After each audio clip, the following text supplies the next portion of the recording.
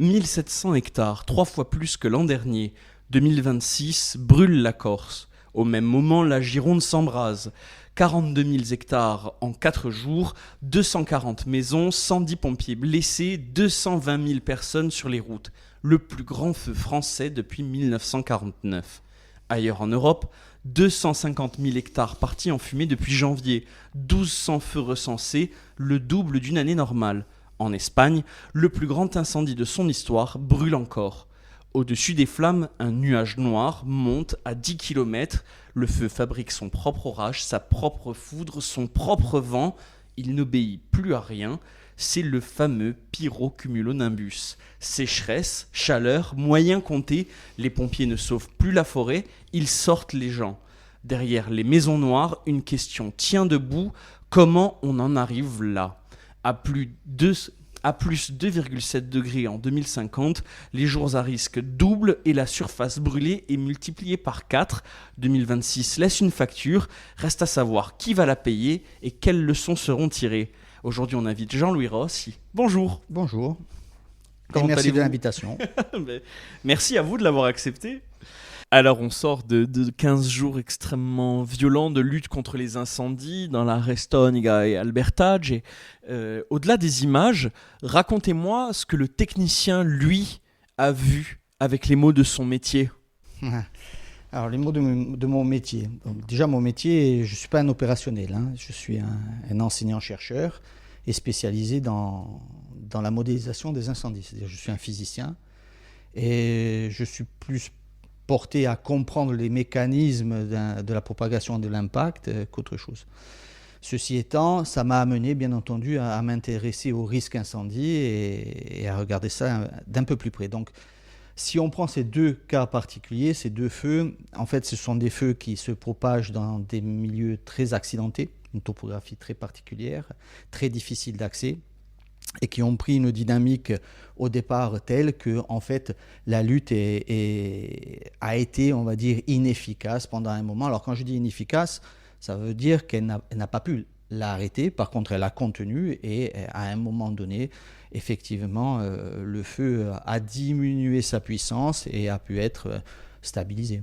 Le premier soir, avec vos modèles, qu'est-ce que vous auriez pu annoncer ? On aurait pu annoncer, on n'a pas besoin de nos modèles pour annoncer quoi que ce soit quand le feu est parti. En fait, en gros, lors de la lutte, les opérationnels connaissent quand même très bien le phénomène pour savoir où il va se propager et comment il va se propager. On peut leur donner quelques indications supplémentaires. Mais par exemple, on peut évaluer la puissance de propagation, ce qui permet, si vous voulez, il y a une échelle qui s'appelle l'intensité de Biram. C'est une intensité ramenée à l'unité linéaire du fond de feu et qui permet de savoir, alors c'est une échelle empirique, mais elle permet de savoir si le feu peut être arrêtable avec tel moyen, s'il peut être arrêtable ou pas, s'il y a besoin des moyens aériens, si on les attaque par les flancs. Ça sert à ça, et puis surtout la modélisation, si vous parlez de modélisation, d'anticipation, ça permet de se projeter dans un futur plus ou moins proche.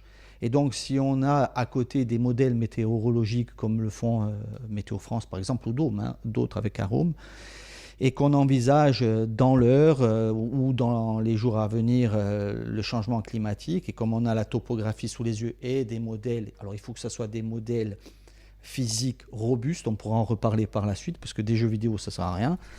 Bien oui, je vous vois sourire, mais effectivement, et ça existe depuis des années, mais robuste, ça veut dire des modèles qui ont été testés. Valider, c'est compliqué, mais au moins testés dans des conditions qui se rapprochent de la réalité avec ces fameux feux de forte puissance. Dans des types de topographie avec des types de météorologie, ça permet de dire aux opérationnels, le feu va être plutôt là avec telle intensité. Chose qu'il faut savoir, c'est que les opérationnels ont ce type de cellules lorsqu'il y a un feu. Il y a des gens qui sont dédiés à part et qui font ça. Bon, ils le font avec une règle et leur savoir empirique. Mais je répète, et je veux le répéter, le savoir empirique de nos opérationnels est quand même important. Et c'est pas pour rien. Vous l'avez dit que cette année, c'est exceptionnel, que la France a fait quelques années par rapport à nos pays, même les pays européens, même mondiaux, qui a pas... On était un peu épargnés, on va le dire ça comme ça, malgré le nouveau contexte. Là aussi, on en parlera. C'est pas pour rien, c'est parce qu'on a un interservice, on a des gens qui sont aguerris à ce genre d'événements. Donc pour revenir à la question initiale, au premier soir d'Albertalge, vos projections auraient pu prédire ces 400 hectares brûlés en 15 jours? Oui, bien entendu, ça peut être prédit. Après, ce qui est compliqué... C'est ce que vous voyez, vous? Alors, je n'aurais pas prévu l'hectare près, parce que après, il faut des simulateurs. Nous, nos modèles prévoient la dynamique du feu. Après, d'un modèle, il faut que ça passe sur un simulateur, c'est-à-dire que ça soit mis en fait en musique. C'est un autre travail, un autre problème. Ça existe. D'ailleurs, on peut les voir. Il y en a qui sont en libre accès, ainsi de suite. Et pour les avoir testés là, ça donne des résultats. Après, ce qui est compliqué dans ce type de choses, c'est de prévoir l'action de l'homme dessus. C'est-à-dire qu'un feu, il est ouvert et il se propage. Quand il y a l'action de l'homme, c'est compliqué de la quantifier. C'est-à-dire de savoir si, par exemple, lorsque j'ai un canadair qui lâche telle quantité d'eau, ce que ça impacte sur la dynamique du feu. En gros, il faut être très humble face à ce type de phénomène. Il n'y a pas de solution miracle, que ce soit en lutte ou en anticipation. Et il faut systématiquement, c'est comme des modèles à service, c'est-à-dire qu'il faut systématiquement se servir de l'expérience des rétex pour revenir et modifier le modèle. On va en reparler du rétex. Vous l'évoquiez tout à l'heure, ces feux ont une puissance et cette puissance se mesure. Les pompiers parlent d'un seuil, 10 000 kW par mètre de front. Au-delà, aucun moyen de lutte ne fonctionne. Est-ce que vous pouvez nous expliquer ce seuil et comment il a été calculé? Bien entendu. Je vous parlais de l'intensité de Biram. Là aussi, la communauté scientifique, elle se chamaille pour le seuil, mais on va dire que l'intensité de Biram est calculée avec la quantité de chaleur qui se dégage par le combustible, donc ça dépend du type de combustible, s'il est sec, pas sec, ainsi de suite, et de sa vitesse, ce qu'on appelle ROS, le rate of spread. Et donc, si vous voulez, ça se comprend, plus il y a de combustible, plus l'intensité est forte, pour revenir à tout à l'heure et l'histoire des 400, et plus la vitesse se propage et vite, plus l'intensité. Donc on peut avoir cette relation, si on connaît le combustible, on peut avoir expérimentalement pendant la propagation une idée, c'est pas une valeur, c'est une valeur, c'est une idée. Donc expérimentalement, mais si on a des simulateurs, pour revenir à la question précédente, on peut prévoir l'intensité. Alors, ce seuil de 10 mégawatts par mètre linéaire, là aussi je vais vous donner un petit exemple. Pour ça vous allez comprendre pourquoi à partir de ce seuil on estime que même pas les moyens aériens sont utiles. À partir de 7 mégawatts, en règle générale on dit qu'on attaque par les flancs, ça permet de donner ainsi de suite. Mais si on reprend un peu l'idée pour faire comprendre aux gens face à quoi on est. En règle générale, une centrale nucléaire, j'aime bien cet exemple, c'est un professeur des universités avec qui j'ai travaillé, qui est maintenant à la retraite de Marseille, qui était à l'AMU, l'université de Marseille, qui avait donné cet exemple. Et souvent, je le sors d'un point de vue pédagogique, c'est assez marquant. Une centrale nucléaire, ça varie entre 900 MW et 1600, 1700 MW pour les dernières générations. D'accord ? On garde ça en tête. Si vous prenez ce seuil de 10 MW par mètre linéaire, ça veut dire qu'un mètre de front dégage 10 MW. Un grand feu, quand il arrive sur vous, 150 mètres devant vous, vous pouvez l'avoir. C'est ce type de choses, périmètre. Donc 150 x 10, ça fait 1500 MW. Donc ça veut dire qu'en face de vous, vous avez une centrale nucléaire. Vous croyez que 2 canadaires et... Voilà. Donc l'histoire, c'est pas... Quand le feu est parti, quand il a ce type de feu extrême, incontrôlable, est parti, ce qu'on fait, c'est qu'on essaye de sauver le vivant, on essaye de sauver les gens, mais l'éteindre, ça paraît ubuesque d'essayer de dire qu'on va l'éteindre. Ce qu'il faut faire, c'est essayer de faire en sorte qu'il y ait moins de départs de feu. Donc, ça veut dire en amont, vigilance au quotidien, détection. Après, on peut utiliser des outils, des gens avec des paddy canottiate comme ça se faisait ici. On peut faire appel aux chasseurs comme c'est fait aussi dans certaines régions et même en Corse. On peut faire appel au pont. Il y avait même la poste qui intègre en faisant les contours et qui dit attention, là il y a un départ de feu. Ensuite, la doctrine française, et c'est pour ça aussi que nos opérations, on a été, à mon avis, en France, on a été un peu épargné. La doctrine française, et ce n'est pas le cas ailleurs, dans tous les pays ailleurs, c'est d'attaquer le feu de façon précoce. C'est-à-dire que le feu a une phase qu'on appelle transitoire, où il prend de la puissance, il monte en puissance, et après, quasiment, il se stabilise. D'accord ? Le régime permanent. Ça, c'est la physique. Donc, en France, on essaye d'attaquer le feu le plus vite possible pour qu'il n'atteigne pas une puissance donnée. Et c'est là où vous pouvez l'éteindre. Mais quand il dépasse ce seuil, c'est fini. Alors, les 10 MW, là aussi, je vais vous donner encore une petite, pour avoir une idée. Donc, on a vu que si on a 150 mètres à 10 MW, on a une centrale nucléaire devant. Et on se dit, ouais, mais ça n'arrive que très rarement. Alors, je vais vous donner un exemple. Dans le cadre d'un projet de recherche qui s'appelait Goliath, on a mené, pour tester nos fameux modèles qui devraient être après ensuite intégrés dans des simulateurs, et comme on ne veut pas, et comme on est humble, et que ça part du risque incendie, et comme on fait partie de la société, on ne veut pas que les gens, parce qu'on l'a vu trop faire ça, on ne veut pas que les gens qui utilisent nos modèles les utilisent dans de mauvaises conditions, on a dit on ne fera passer nos modèles en transfert technologique que lorsqu'on se sera rassuré, je n'ai pas dit assuré, rassuré sur le fait qu'ils sont en capacité de donner des choses pas trop différentes de la réalité. Là aussi, vous voyez, je ne dis pas... Bon. Donc, au moins de connaître la bande passante, c'est-à-dire de savoir et de dire aux utilisateurs, dans ce contexte, vous pouvez l'utiliser, dans un autre contexte, il ne faut pas l'utiliser. Donc, ce qu'on a fait, on a mené des feux expérimentaux, on a demandé à nos opérationnels de mener des feux expérimentaux de forte puissance. Il faut savoir que c'était la première fois mondialement que c'était fait. Bon, maintenant, les autres s'y mettent, et c'est pour ça qu'on a franchi un gap au niveau de la modélisation.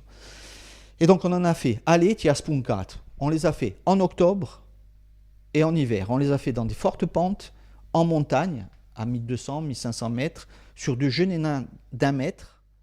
Des pentes étaient importantes, 23 degrés, 26 degrés de pente, mais les opérations, et en feu allumé en bas de la pente pour que la propagation se fasse en fonction de la pente, mais les opérationnels nous avaient dit, on le fait, mais s'il vous plaît, même si c'est en hiver, il faisait 6 degrés, on ne va pas prendre de vent. Donc on les a allumés quand il n'y avait pas de vent.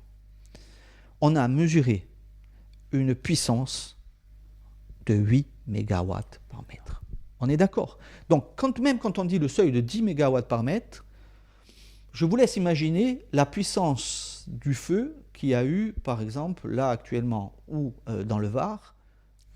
Voilà. Donc, ce sont des feux qui peuvent arriver même en hiver, avec une telle puissance. Et 2, quand ça arrive à cette puissance, la lutte, vous mettez les gens qui luttent en danger, vous mettez la société. Donc, sociétalement, le commun doit se dire, il ne faut plus qu'on arrive à avoir trop de feux de ce type, ça existait même avant, de forte puissance, donc réduire le nombre de ces feux, et pour réduire le nombre de ces feux, il faut basculer sur l'anticipation et la prévention. Et après, on pourra en parler. Vous parliez de Retex, on va revenir sur les chiffres de ces dernières années en Corse. Sur 15 ans, la surface brûlée est en baisse. En 2025, elle passe même sous la moyenne. Et en 2026, donc cette année, elle triple. Ces chiffres, ils mesurent quoi et qu'est-ce qu'ils permettent en projection ? Alors en maths, c'est très... je vais vous embêter, mais en maths, les moyennes, ça fait dire tout et n'importe quoi. En fait, si vous voulez faire des stats, il faut rajouter des critères comme l'écart type et ainsi de suite. Donc on va enlever tout ce qui est mathématique.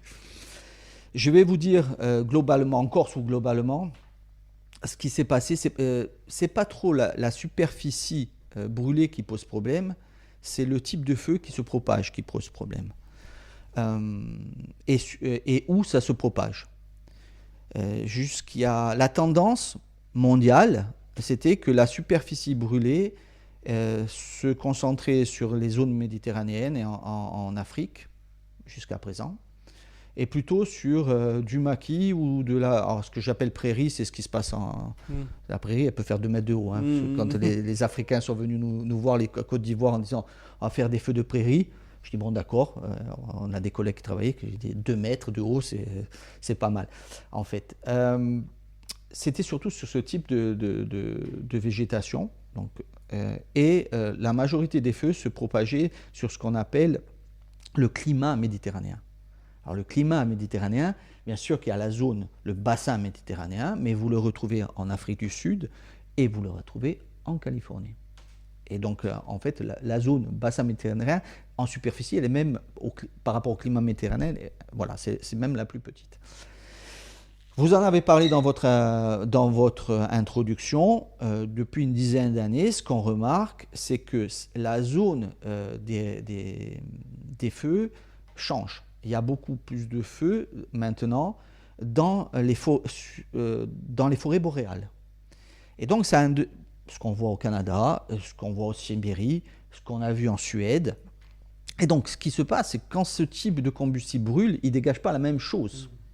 C'est pour ça qu'il y a beaucoup plus de dégagement de CO2 et ainsi de suite. Après, on pourra parler aussi des types de feux, puisqu'il y a les pit fires qui se passent en Sibérie ou en Indonésie qui dégagent énormément. Et en fait, ça s'auto-alimente. C'est-à-dire, les feux qui se passent là actuellement alimentent le changement climatique, tandis que le changement climatique alimente ce genre de feu.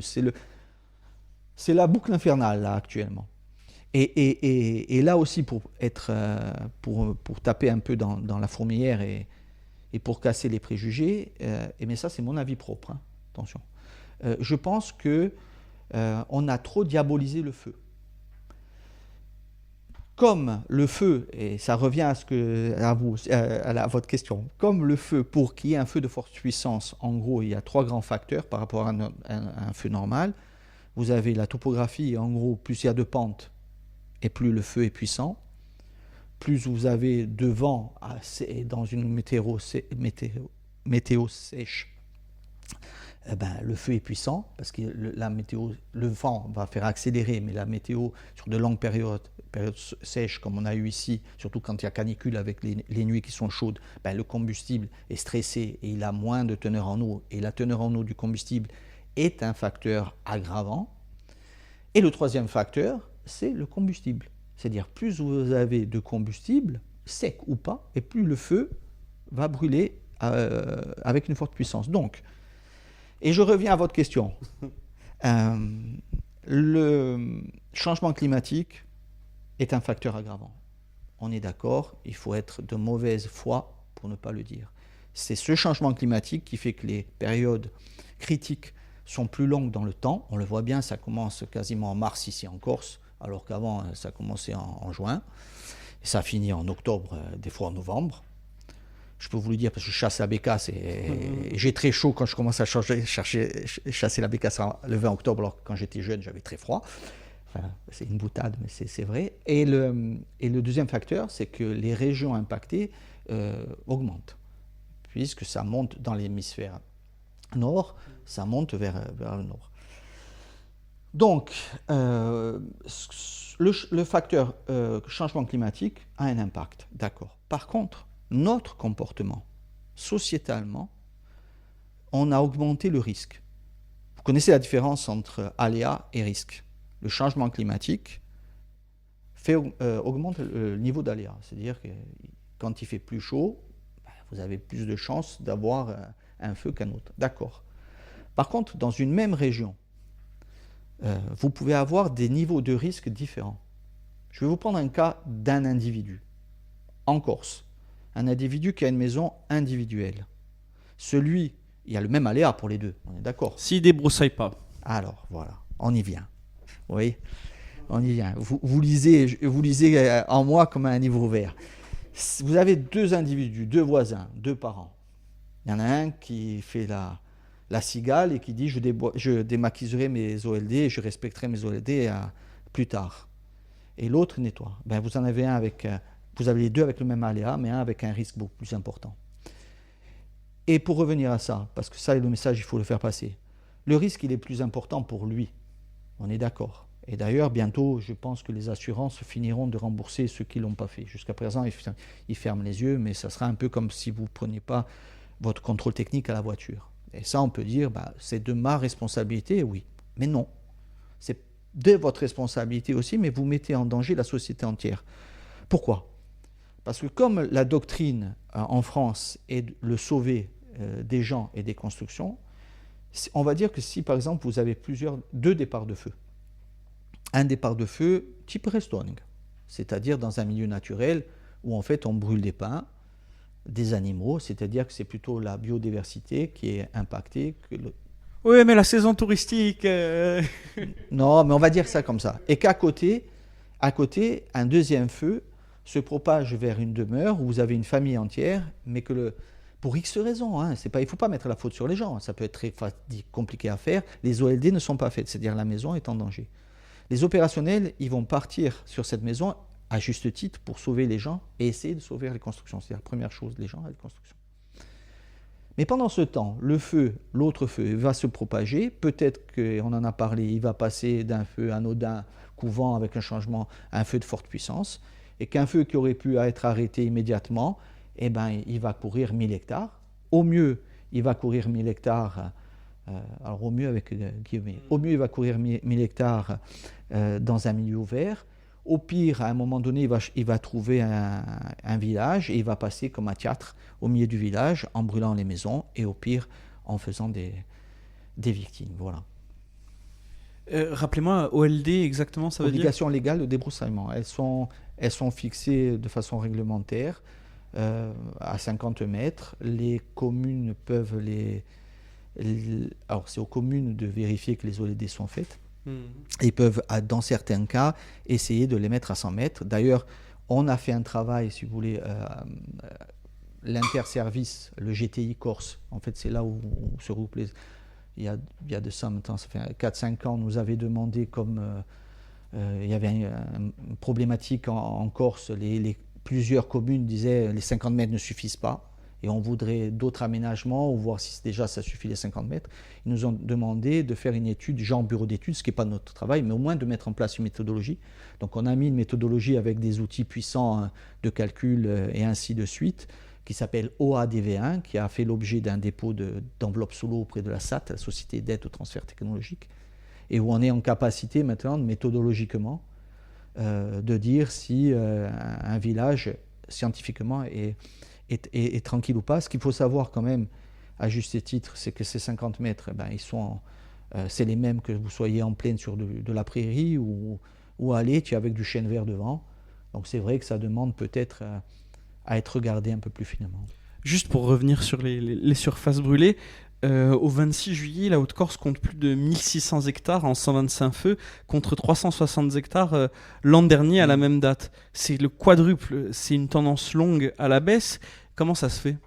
En fait, alors, la question, c'est si je suis optimiste, je vais vous dire, on a parlé de moyenne, que c'est une donnée qu'on écrêtera lorsqu'on fera des moyennes sur, comme on dit en Corse, à Langranda, sur un temps plus long. Parce que et mon sentiment, c'est que comme il y a un nouveau contexte et comme on va avoir à changer, il va falloir s'habituer au risque incendie, même si on fait les choses correctement, il faut s'attendre à ce type de phénomène et à ce type de feu dans ce type de configuration où c'est très difficile d'accès. Vous avez vu qu'ils ont été obligés, les sapeurs forestiers, pour faire arriver sur place, de faire venir, de construire des pistes et ainsi de suite. Donc c'est pas évident. C'est le pire des cas, ça, si vous voulez. C'est départ de feu qui n'a pas pu, pour X raisons, être attaqué suffisamment et qui après se propage en sous-bois, dans des coins difficiles d'accès. Parce que là, même si vous avez les canadaires, quand ça se propage en sous-bois, ça n'a pas atteint trop les cimes, mais en sous-bois, même si vous propagez, vous allez mouiller, mais vous n'allez pas l'éteindre. Donc c'est compliqué. La politique, c'est l'attaquer avant que ça parte. Essayer d'attaquer. Mais pour répondre à votre question, il va falloir s'habituer et c'est un peu comme quand on se vaccine. C'est pas parce qu'on s'est vacciné qu'on ne peut pas prendre la grippe. Justement, vous parliez des canadaires. Il y en a 2 à Ajaccio pour la saison, un hélicoptère lourd à Corté. Le président du service d'incendie de Haute-Corse dénonce des appareils restés au sol. Techniquement, une Corse maîtresse de son attaque initiale, ça ressemble à quoi ? Là aussi, c'est compliqué parce que c'est des moyens. Je vous dirais que d'un point de vue du citoyen, si je pouvais avoir 10 canadaires sur place en Corse, Voilà, mais comme on est obligé de mutualiser au vu. Et puis les Canadair, jusqu'à présent aussi, même si on les voulait, on ne pouvait pas les voir, puisque les Canadair avaient arrêté la production. Ce Canadair, c'est fait par Canada, et donc on avait arrêté la production. Donc là aussi, collectivement, on peut se demander comment ça se fait qu'une entreprise qui vend quelque chose arrête de le vendre. Vous voyez, je pose la question, je laisse en suspens. J'ai ma petite réponse. Moi, je pense que mais c'est mon avis, on a été tranquille pendant des années, globalement, sur les feux, puisque les feux extrêmes, les feux problématiques, dans le nombre des feux, ne correspondaient qu'à 2% des feux globalement. Donc on s'est dit, et même scientifiquement, hein, parce que nous, scientifiquement, au niveau de la modélisation, les feux extrêmes, on est à la rue. Hein. Quand je dis nous, c'est scientifiquement, c'est-à-dire tout ce qui est... après, on pourra parler peut-être des catégories, les feux éruptifs, tout ça, on sait que ça existe, mais les modéliser comme un feu normal, on ne sait pas. Même un grand feu, on ne sait pas, parce qu'il y a des phénomènes de bord, vous avez parlé d'autogénération de la météo et tout, c'est des choses quand même très très complexes. Et jamais vu en plus ici. Alors, après on pourra en parler. Oui, on en reparlera de toute façon. C'est pas le cas en Corse, hein.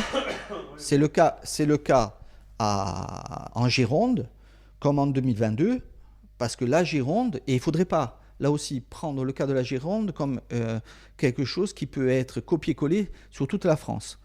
En Gironde, ils ont, depuis des années, mis la même essence de façon homogène sur un grand territoire et qui est difficile d'accès. Ce qui n'est pas le cas ici. Donc en fait, quand nous, en modélisation, on dit, pour avoir une belle modélisation, une belle propagation, on fait des milieux homogènes. Et eux, ils ont réalisé notre rêve. Plus un cauchemar, mais bon, allez. Oui, c'était une boutade. Oui, non, mais je comprends bien. Oui. C'est le rêve d'un modélisateur. Oui. Donc, quand on a cet exemple, maintenant sérieusement, quand on a cet exemple, eh ben, on essaye de basculer de l'autre côté et de se dire, ça c'est le mauvais exemple, et je vais essayer de faire en sorte de faire le bon exemple. Le bon exemple, c'est des forêts propres, en sous-bois, et hétérogènes, avec plusieurs essences. Ce qui est un peu le cas chez nous. Après, c'est certain que des coins qui sont difficiles d'accès, c'est plus compliqué à entretenir. Mais si ça évite que ça crame. Alors, cramer, ça va cramer. Le feu, il faut savoir que même dans certaines régions, même aux USA, je ne sais pas si vous le savez, mais aux USA, il y a certains arbres, certaines essences qui ont besoin que le feu passe pour que, en fait, ça germe. Donc, c'est fermé et c'est à une certaine température, ça éclate et la semence, excusez-moi, le nom en français, la semence peut aller et se mettre. Donc, en fait, ce que je disais, la diabolisation du feu a été presque contre-productive. Avant, nos estives, elles étaient ouvertes. Je vais revenir, j'aime bien donner des cas concrets. Je suis un chasseur de perdrix aussi. J'aime bien chasser en montagne, pas au bord de mer. Et avant, je chassais dans les coins où il y avait les estives. Et chez nous, on a du jeune nain. Avant, mes pointers, ils n'avaient pas de difficulté pour passer dans le jeune nain. Quand je dis avant, c'est il y a 15 ans. Maintenant, on a des difficultés. Pourquoi ? Parce que dans les temps, les bergers, au mois de mars, après les neiges, ils brûlaient, ils faisaient ce qu'on appelle du brûlage dirigé. Un écobuage. Oui. Ouais. Oui. On appelle ça nos sapeurs forestiers, ils le font maintenant. La seule chose, c'est comme il n'y a plus personne, enfin plus grand monde maintenant qui utilise le territoire, on est obligé de trouver des moyens de faire la même chose. C'est-à-dire, en gros, on réinvente le fil à couper le beurre. Mais le territoire s'est fermé. Et donc, comme le territoire s'est fermé, les feux sont de plus grande intensité. Pour revenir sur les moyens, juste pour la Corse, il faut combien d'appareils, quel type, quelle base ? Alors la base, si vous avez la base à Ajaccio, elle est très bien. Et les appareils, j'allais vous dire, pour l'instant, ça suffit. Le tout, c'est qu'ils soient au bon moment, au bon endroit, pour éteindre le feu avant qu'il n'atteigne dans l'optique. Et je suis très humble là-dessus parce que c'est un avis un peu à part. Les opérationnels sont beaucoup plus on va dire, compétents que moi pour dire ça. Mais ce que je remarque, on va le dire comme ça, ce que je remarque, et vous l'avez dit aussi avant, c'est que jusqu'à présent, ça avait bien fonctionné.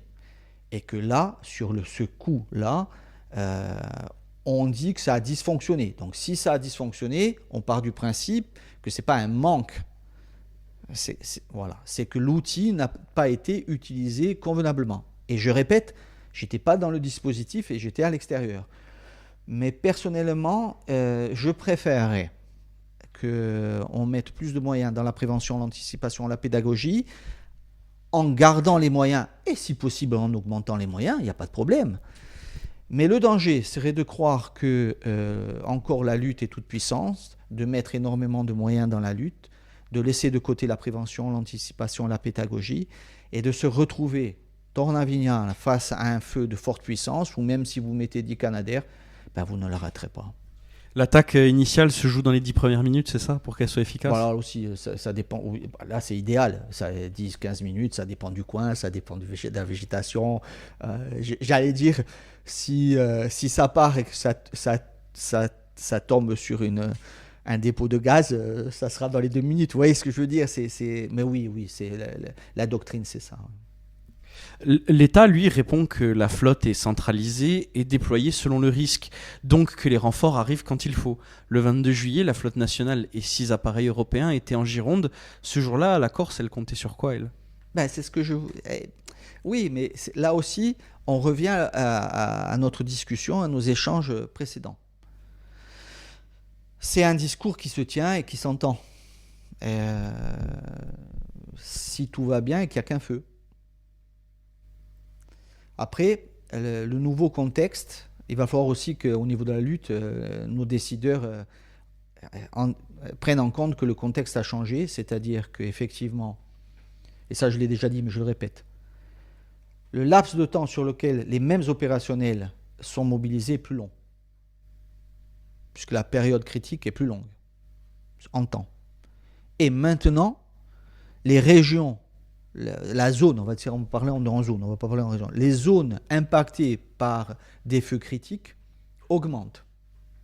Et donc, ça se comprend. Mais ça ressemble un peu au discours qu'on a quand on dit à des fonctionnaires vous allez faire le même travail, mais avec beaucoup plus ou avec moins de moyens. Et je répète, le risque incendie ne sera géré que par une décision politique.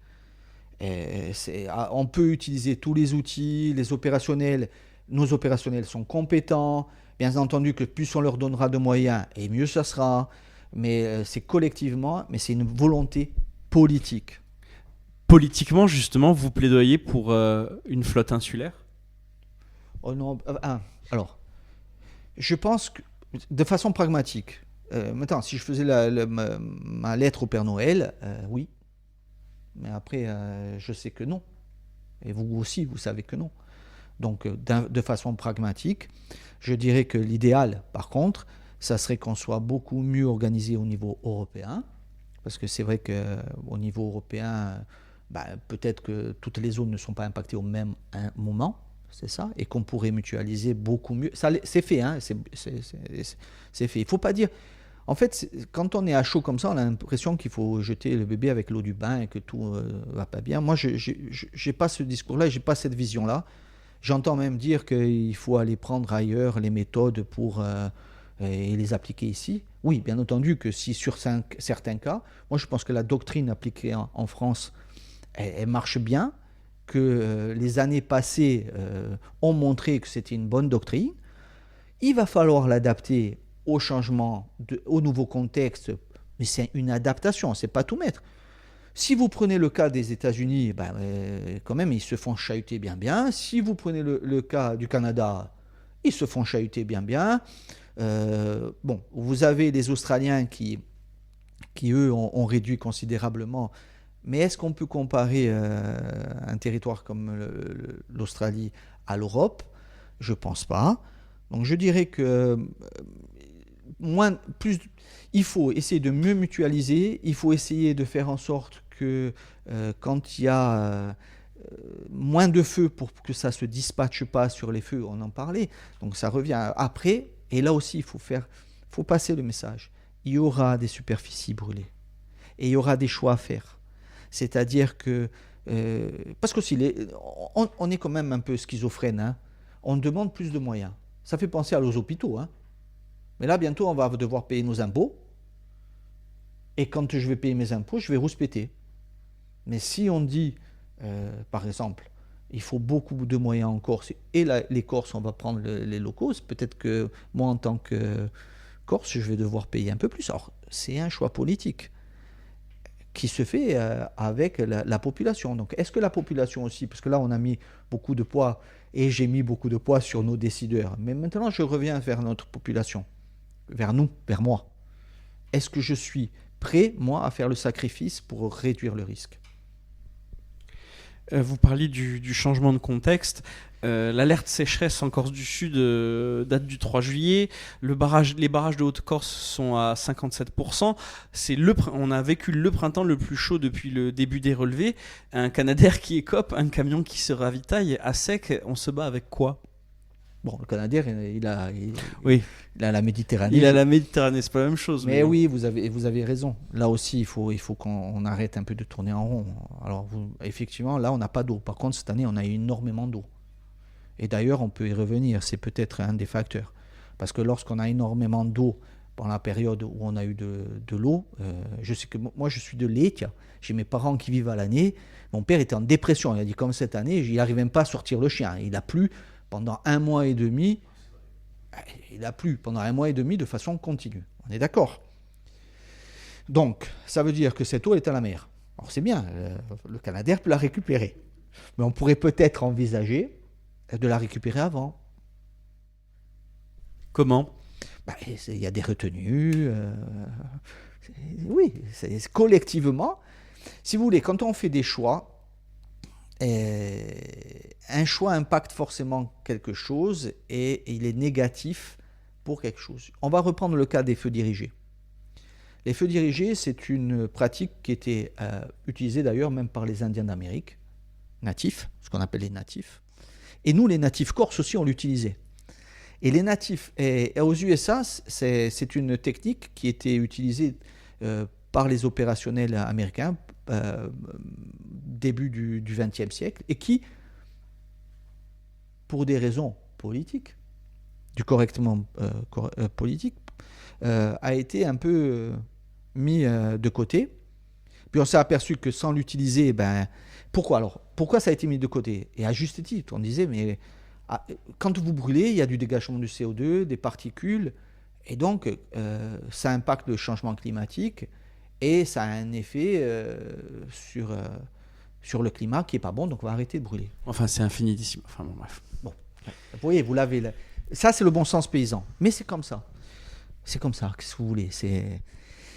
Mais on s'est aperçu, par contre, quand on a fait des moyennes, que lorsqu'on se prenait un feu de forte puissance, les désagréments étaient beaucoup, beaucoup plus importants que si on avait brûlé ne serait-ce que les mêmes... Déjà, ce n'était pas les mêmes surfaces. Les mêmes surfaces. Et donc, c'est revenu au goût du jour. Et puis, autre chose, quand on démaquise, enfin, du moins, quand on enlève le combustible avec une allumette, ça n'a pas le même coût qu'avec des machines-outils. Et ça, c'est le coût, mais il y a des endroits où vous ne mettrez pas une machine-outil. Oui, bon. Donc, ça revient. C'est le même principe pour l'eau. C'est-à-dire qu'effectivement, c'est mieux de ne pas avoir de retenue, de laisser aller à l'eau. Mais est-ce que ça ne vaut pas le coup d'enlever cette petite partie, qu'est-ce que vous avez dit, infinitésimale ? Infinitésimale, oui. Je vous dis ça parce que les barrages affichaient 99% de remplissage en mai, après un hiver excédentaire, comme vous l'avez si justement fait remarquer. 7 semaines plus tard, alerte sécheresse, une réserve pleine en mai ne garantit rien en juillet. On dimensionne un dispositif sur quoi alors ? Déjà, nos retenues, elles sont pas faites. Elles sont surtout faites pour l'énergie. Il va falloir peut-être qu'on... Alors, on peut faire les deux, il n'y a pas de problème, mais peut-être qu'on spécialise cela.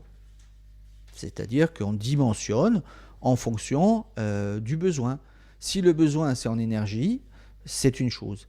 Si le besoin, c'est pour avoir de l'eau Au cas où, c'est autre chose. Et on ne l'utilise pas. Peut-être qu'il va falloir dissocier les deux activités, les deux utilités. Et pour revenir à votre question, la pire des situations, ça serait de faire une mauvaise analyse, de prendre les mauvaises décisions et que le risque reste là. Quel genre de mauvais choix? Vous avez bien quelque chose en tête en disant ça? Oui, vous avez compris que le mauvais choix, parce que je le vois, on le voit très bien, on axe tout sur la lutte, même les plus hautes instances en France parlent quasiment que de lutte, se justifient sur les moyens de lutte. Et à juste titre, on peut toujours dire, et on ne parle pas, à mon sens, assez de ceux qui va faire réduire vraiment le risque, c'est-à-dire la prévention, l'anticipation.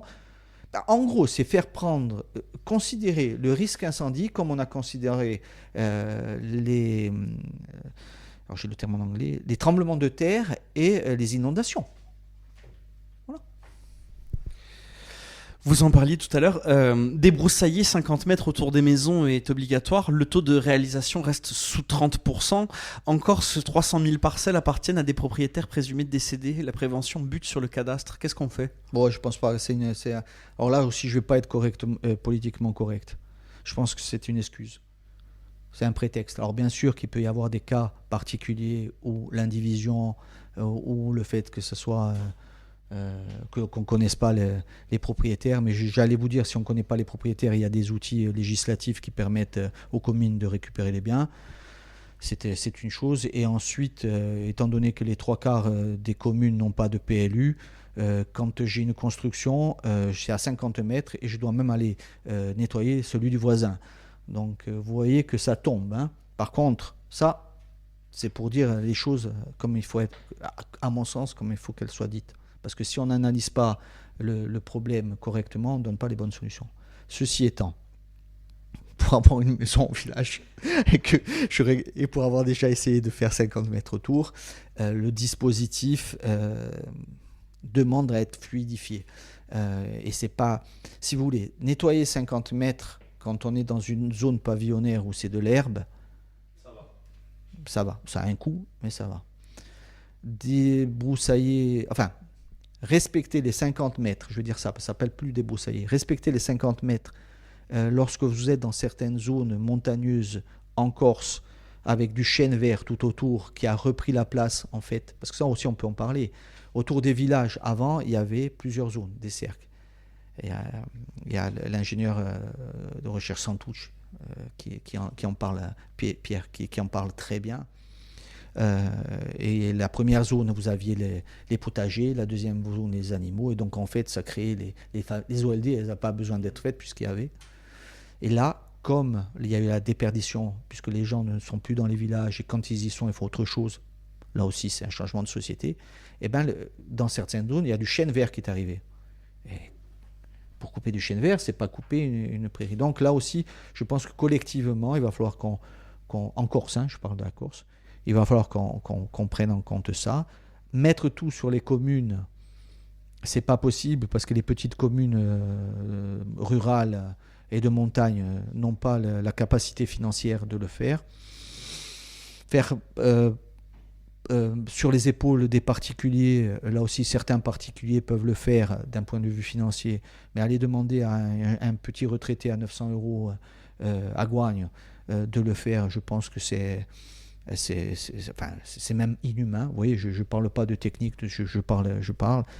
Donc si collectivement on veut réduire le risque, il va falloir qu'on discute. Et ça, c'est à prendre en compte et à le faire. Alors, en ce qui concerne les OLD, justement les GTI et ainsi de suite, elles ont été quand même adaptées parce qu'il y avait un système qui était très compliqué. C'est-à-dire que si vous ne pouvez pas aller nettoyer le jardin de votre voisin sans lui dire. Donc il faut lui demander, il faut attendre sa réponse.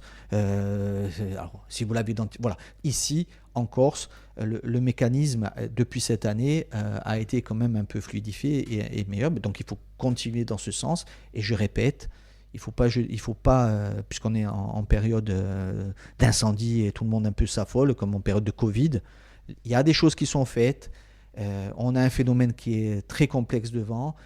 Il faut aussi accepter que la nature est parfois plus forte que vous.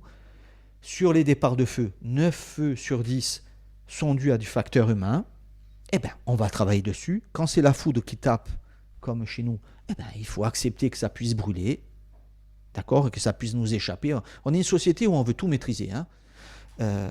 Et ensuite, par exemple, un cas concret sur les...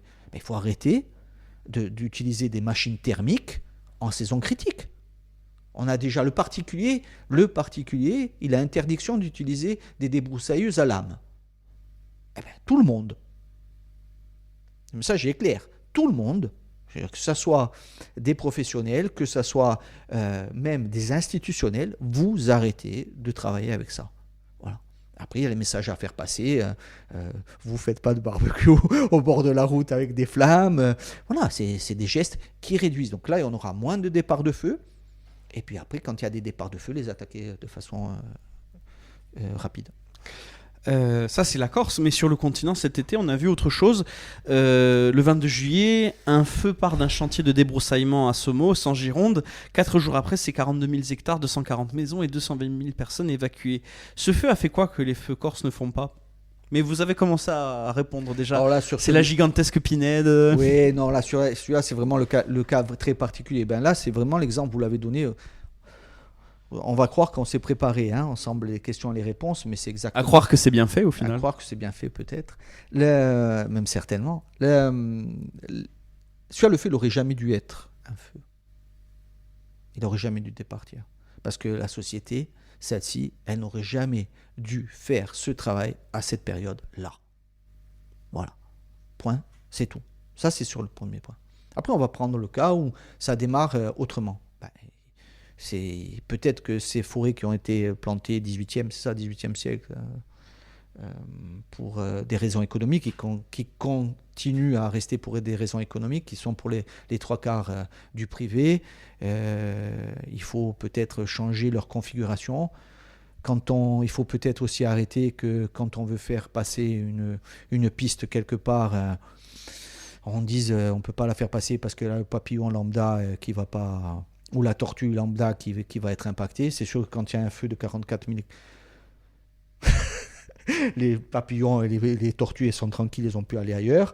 Vous voyez, et à un moment donné, il faut que collectivement on arrête. Ce qui est pas bon actuellement, c'est cette confrontation binaire, c'est-à-dire qu'il n'y a pas de zone grise et on n'arrive pas à discuter. Bon, ça se voit dans le cas du risque incendie, mais ça se voit dans la société en règle générale. Le même mois, la Drôme, le Var, le Cher, l'Indre et Fontainebleau ont brûlé 15 000 hectares en 15 jours. Le ministre parle de record historique à 98 000 hectares. Une année exceptionnelle, ça se répète combien de fois avant de devenir la normale ? J'espère que ça sera exceptionnel. Ça, c'est mon cœur qui parle et mon cerveau me dit que, et on en a déjà parlé, que ça risque de devenir la normale. Alors vous avez parlé de la forêt de Fontainebleau, mais il y a déjà 3 ans, j'ai été alerté par l'ancien directeur du SDIS ici, qui était sur la forêt de Marienbourg, qui était le Maestrach, et qui nous a demandé de regarder un peu ce qu'ils appellent les feux agricoles. C'est-à-dire, et ça c'est un impact économique, c'est-à-dire qui se passe en septembre, et c'était pas le cas. Donc c'est des feux qui se passent plutôt dans le nord et qui propagent sur des cultures et qui se propagent vite quand les cultures commencent à être un peu sèches. Et en fait, ça a un impact parce que quand ça brûle comme ça, l'agriculteur il prend rien. Hein. Et après, on n'a pas de quoi manger. Donc vous voyez. Typiquement, c'est la Drôme. Hein. Oui, exactement. C'est quand j'ai parlé de parce qu'il avait. Et donc, si vous voulez, j'ai pas de baguette magique et je lis pas dans le mar de café, ni dans les nuages d'oiseaux. Voilà. Mais ce que je peux vous dire, c'est que ce qui se passe là actuellement, les scientifiques et les opérationnels, ça fait maintenant une dizaine d'années qu'on le martèle, qu'on le dit, que ça allait se passer. On aurait aimé se tromper. Je vous dis, en 2020, on a sorti un rapport avec l'UNDRR, qui est le bureau de l'ONU pour l'Europe, l'Asie centrale, et le titre en anglais, je vous le donne en français, c'était au vu du nouveau contexte, il va falloir faire un switch, une bascule de la suppression, c'est-à-dire de la lutte, vers la prévention. Alors la bascule, et ça c'est bien le terme, parce qu'il faut bien faire attention, La bascule, ça ne veut pas dire qu'il faut prendre les moyens de la lutte pour les mettre à la prévention. Ça serait aussi l'erreur stratégique monumentale. La lutte, au vu du contexte, il faut qu'elle reste au moins un moyen constant et j'appelle à ce que, en fait, elle augmente parce que, objectivement, la période, et on revient, et là aussi, Martin, la période est plus longue et les zones à prendre en compte sont plus importantes. Je crois qu'elle a doublé, c'est ça ? Oui, enfin, ça dépend les régions, mais à peu près. Oui. On dit que là aussi, après, c'est une histoire de moyenne. Mais si vous prenez, alors en France, mais si vous prenez maintenant en compte les zones comme la Suède et ainsi de suite, sur un laps de temps très court, c'est même 4. Dans certains coins, ça peut être 4. Et donc, si vous voulez, il faut que la lutte elle reste puissante. Mais il faut que tactiquement, on met des moyens aussi sur la prévention. Et c'est compliqué, la prévention et l'anticipation. Parce que la lutte, on a les moyens quand le phénomène se passe. Et je reviens à l'histoire du vaccin. La prévention, oui, la prévention, c'est-à-dire, on sauve quoi ? Peut-être qu'il n'y aura pas de feu parce qu'on a fait de la prévention, on ne le voit pas. C'est compliqué. Mais ça demande de l'argent en amont, ça demande des coûts, ça demande des ressources humaines aussi. Et il faut le faire passer le message. Mais les gens commencent à le voir, les décideurs s'en aperçoivent, d'autant plus, malheureusement, que la lutte devient de plus en plus inefficace sur ce type de feu. On parlait de Retex tout à l'heure. La grande nouveauté médiatique, non, en Gironde, il y a eu quelque chose qui n'avait pas été vu par les services jusqu'à maintenant et dont on parle beaucoup en ce moment sur les réseaux sociaux. C'est ce fameux pyrocumulonimbus. Un incendie assez puissant fabrique son propre nuage. Décrivez-moi la naissance de ce nuage du sol jusqu'à 10 km d'altitude. En fait, quand un feu brûle, quel que soit le feu, il a une colonne convective chaude. Donc en gros, l'air chaud monte directement tout droit. Dans le cas de ce type de feu, il y a tellement de puissance, c'est tellement chaud que ça crée vite fait, ça crée ses propres nuages. Ça crée ensuite, quand vous avez des nuages, ça crée des perturbations. Vous pouvez avoir même des orages secs. Donc après, on dit toujours que les orages c'est bien parce que ça pleut, mais non, parce que c'est tellement chaud. Parce qu'en gros, l'eau n'a même pas fini de tomber, qu'elle s'est déjà évaporée. Exactement. Et c'est la même chose un peu que si vous prenez le Canadair sans retardant. Donc dans ce type de feu, on revient bien, dans ce type de feu est anecdotique en Europe. Il y en a eu au Portugal, parce que le Portugal aussi, c'est spécial, ils ont planté des eucalyptus, oui, on revient. Donc on crée le problème. C'est des défauts d'aménagement. Oui. Et donc, si vous voulez, de toute façon, quand on perturbe la nature, forcément, après, on se prend un retour de flamme. et donc, le danger de ce type de feu, c'est qu'il y a les brandons dans toute colonne convective, quel que soit même un feu normal. Dans la colonne convective, vous avez des particules incandescentes qui partent du combustible, c'est ce qu'on appelle les fameux brandons, et qui sont projetés à des distances folles. Dans le cas, alors, c'est le cas dans tous les feux. Et d'ailleurs, on peut les voir, les sapeurs-pompiers nous disent qu'ils peuvent aller jusqu'à 1200 mètres. Vous vous rendez compte, il faut qu'une particule incandescente. Quand on voit la difficulté qu'on a à mettre un feu quand on est à la campagne pour se faire infugater, je vous dis, il faut vraiment des conditions particulières. Donc vous avez des particules incandescentes qui montent dans cette colonne et qui sont projetées jusqu'à 1200 mètres. Ça a été reporté dans les revues scientifiques. Là, c'est très compliqué à modéliser. On peut donner la direction, mais d'un point de vue modélisation, c'est compliqué puisque vous avez la mécanique des fluides, ainsi de suite. Mais dans le cas très particulier de ces gros feux là, convectifs, avec la grosse colonne, c'est pas un ou deux brandons qui partent. Ce sont des nuages. Donc en fait, c'est de la DCA, quoi. Et en règle générale, ce que l'on fait, par exemple pour les brandons, c'est qu'il y a des outils à drone, satellites, avec des caméras thermiques, et ensuite vous envoyez soit des moyens aériens, soit des hommes sur place pour que le deuxième départ de feu ne se fasse pas, parce que souvent les vitesses de propagation sont élevées, parce que c'est des feux qui sont discontinus. Ils sont accélérés par ces départs de feu, qu'on va dire secondaires, devant le feu. Dû au brandon. Eh oui, dû au brandon. Surtout quand vous avez beaucoup de vent où la colonne convective n'est plus perpendiculaire au sol, mais un peu inclinée. C'est le canon qui se dirige vers vous, quoi. Ça se comprend. Donc dans le cas où, dans la normale même des feux extrêmes, c'est plutôt gérable. Dans ce cas-là, ou comme les cas en Californie, je ne sais pas si vous avez vu justement les vidéos des Retex, on dirait des films de guerre où il vous arrive... voilà. Et donc, la particularité d'un point de vue de la lutte de ce type de feu, c'est ça. Maintenant, d'un point de vue scientifique, c'est vraiment un gros challenge pour notre communauté. La question, c'est est-ce qu'on va mettre tout... Parce que la communauté scientifique, c'est un peu comme la communauté opérationnelle, c'est pas infini. Donc, est-ce qu'on doit mettre tout ou la majorité de nos moyens pour étudier ce type de feux qui sont anecdotiques sur un territoire comme le nôtre?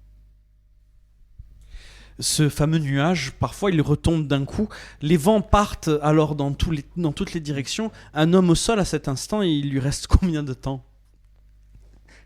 C'est-à-dire précisez votre pensée.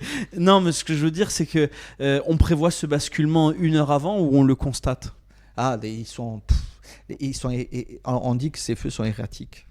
Ça porte bien son nom. Donc, et je vous ai dit là, malheureusement, je suis obligé de montrer la faiblesse de notre prédiction sur ce type de feu et de l'admettre. Parce qu'en gros, c'est quoi? C'est des effondrements du panache, des vents divergents jusqu'à 100 km. Ouais, c'est des feux de 6e génération. Oui, et puis même là-dedans, il y a des turbulences telles, des phénomènes de turbulence qu'on n'a pas encore bien pris en compte. Donc là, je ne m'aventurerai pas à vous donner une réponse. Il vous fait peur, vous, ce pyrocumulonimbus en tant que scientifique? Le truc, c'est que c'est comme le pompier qui est pyromane. Moi, il m'attire. Et il m'attire et il ne me fait pas peur. Pourquoi? Parce que je sais que collectivement, on peut faire en sorte ici, quand je dis ici, c'est en Corse et même en Europe, on peut faire en sorte de ne pas se retrouver trop souvent face à ce type de phénomène. Donc non, il ne me fait pas peur. Il m'intrigue. J'ai envie de mettre un peu les mains dedans. En tant que scientifique, bien sûr. En tant que scientifique. Et d'un point de vue du citoyen, il ne me fait pas peur parce que Après, il faut être très humble et on peut toujours se trouver face à un système comme ça, mais on n'a qu'à arrêter de planter ce type voilà. Ah oui. de forêt, on n'a qu'à l'entretenir autrement, on n'a qu'à l'aménager autrement. Et alors, Yaka Faucon, c'est très facile. Celui qui va écouter va dire ouais, lui, il est gentil, derrière son bureau et son ordinateur, il est très sympa. Son Minitel. Et mon Minitel. En plus, là, ça fait pas sérieux. Là, ça fait croire que je parle de calcul avec des craies qui durent des semaines sur des simulateurs. Vous me mettez un truc qui a 40 ans. Ça doit être un message subliminal par rapport à mes cheveux gris. Mais non. C'est pour rappeler la cendre des incendies, justement. C'est ça. Voilà. J'avais pas pensé, mais c'est bien. Mais non, je pense vraiment qu'on peut éviter au maximum ce type de feu.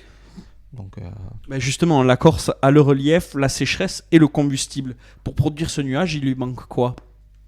On va dire que heureusement, notre combustible n'est pas homogène comme celui de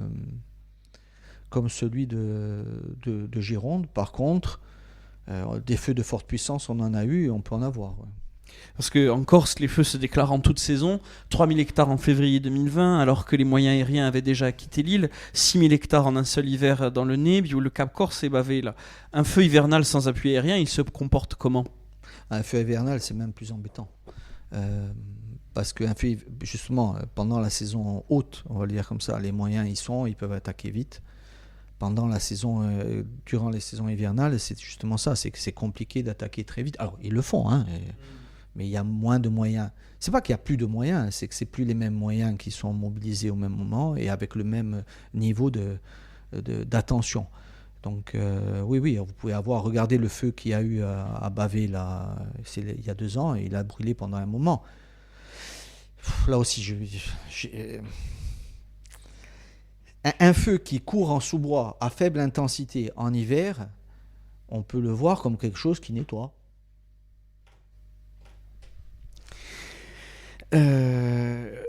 Vient en fait la question, justement, vous parliez d'un changement de philosophie, il y a la prévention, certes, mais il y a peut-être même aussi une question de renoncer au front. 220 000 personnes évacuées en 4 jours, dont 4 000 sorties de camping, non pas parce que le feu arrivait, mais parce que leurs abris étaient trop fragiles. Le métier de pompier est-il en train de devenir un métier d'évacuation ?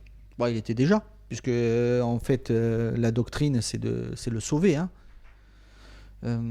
Maintenant, je vais rebondir sur votre question et je vais le prendre. Je vais prendre votre question au bon et je vais aller sur une autre problématique. En fait, c'est collectivement, est-ce qu'on ne doit pas réfléchir à l'opportunité de certaines activités à certains instants et dans certains endroits ? Exemple ? Exemple, est-ce que c'est très sérieux de mettre des mobil-homes dans une pinède, dans un endroit où on sait que du feu arrive et où ça peut créer des feux extrêmes ? En Gironde, l'objectif affiché n'était plus d'éteindre, mais de tenir 127 km de coupe tactique avec l'armée et les agriculteurs. Pendant ce temps, la surface n'a plus bougé pendant 48 heures parce que le feu avait consommé ce qu'il pouvait consommer. On a arrêté le feu ou le feu s'est arrêté ? Non, ce type de feu, il s'arrête soit parce qu'il y a un changement météorologique, de fortes pluies, soit parce qu'il n'y a plus rien à brûler. Soit parce qu'il n'y a plus rien à brûler. Vous avez le cas alors, j'ai plus en tête la date, mais c'était un feu où on a fait scientifiquement des rétextes, des publications dessus. C'était le feu de l'île d'Attica, où en fait, il y a eu énormément de morts. Et les gens sont morts, en fait, brûlés dans les voitures. Parce qu'ils ont fui, ils se sont retrouvés. Vous parliez d'évacuation. Ils ont eu peur. Au lieu de rester dans leur maison, ils ont fui. Et en plus, ça ressemble beaucoup à la Corse. C'est pour ça que ça fait un moment que...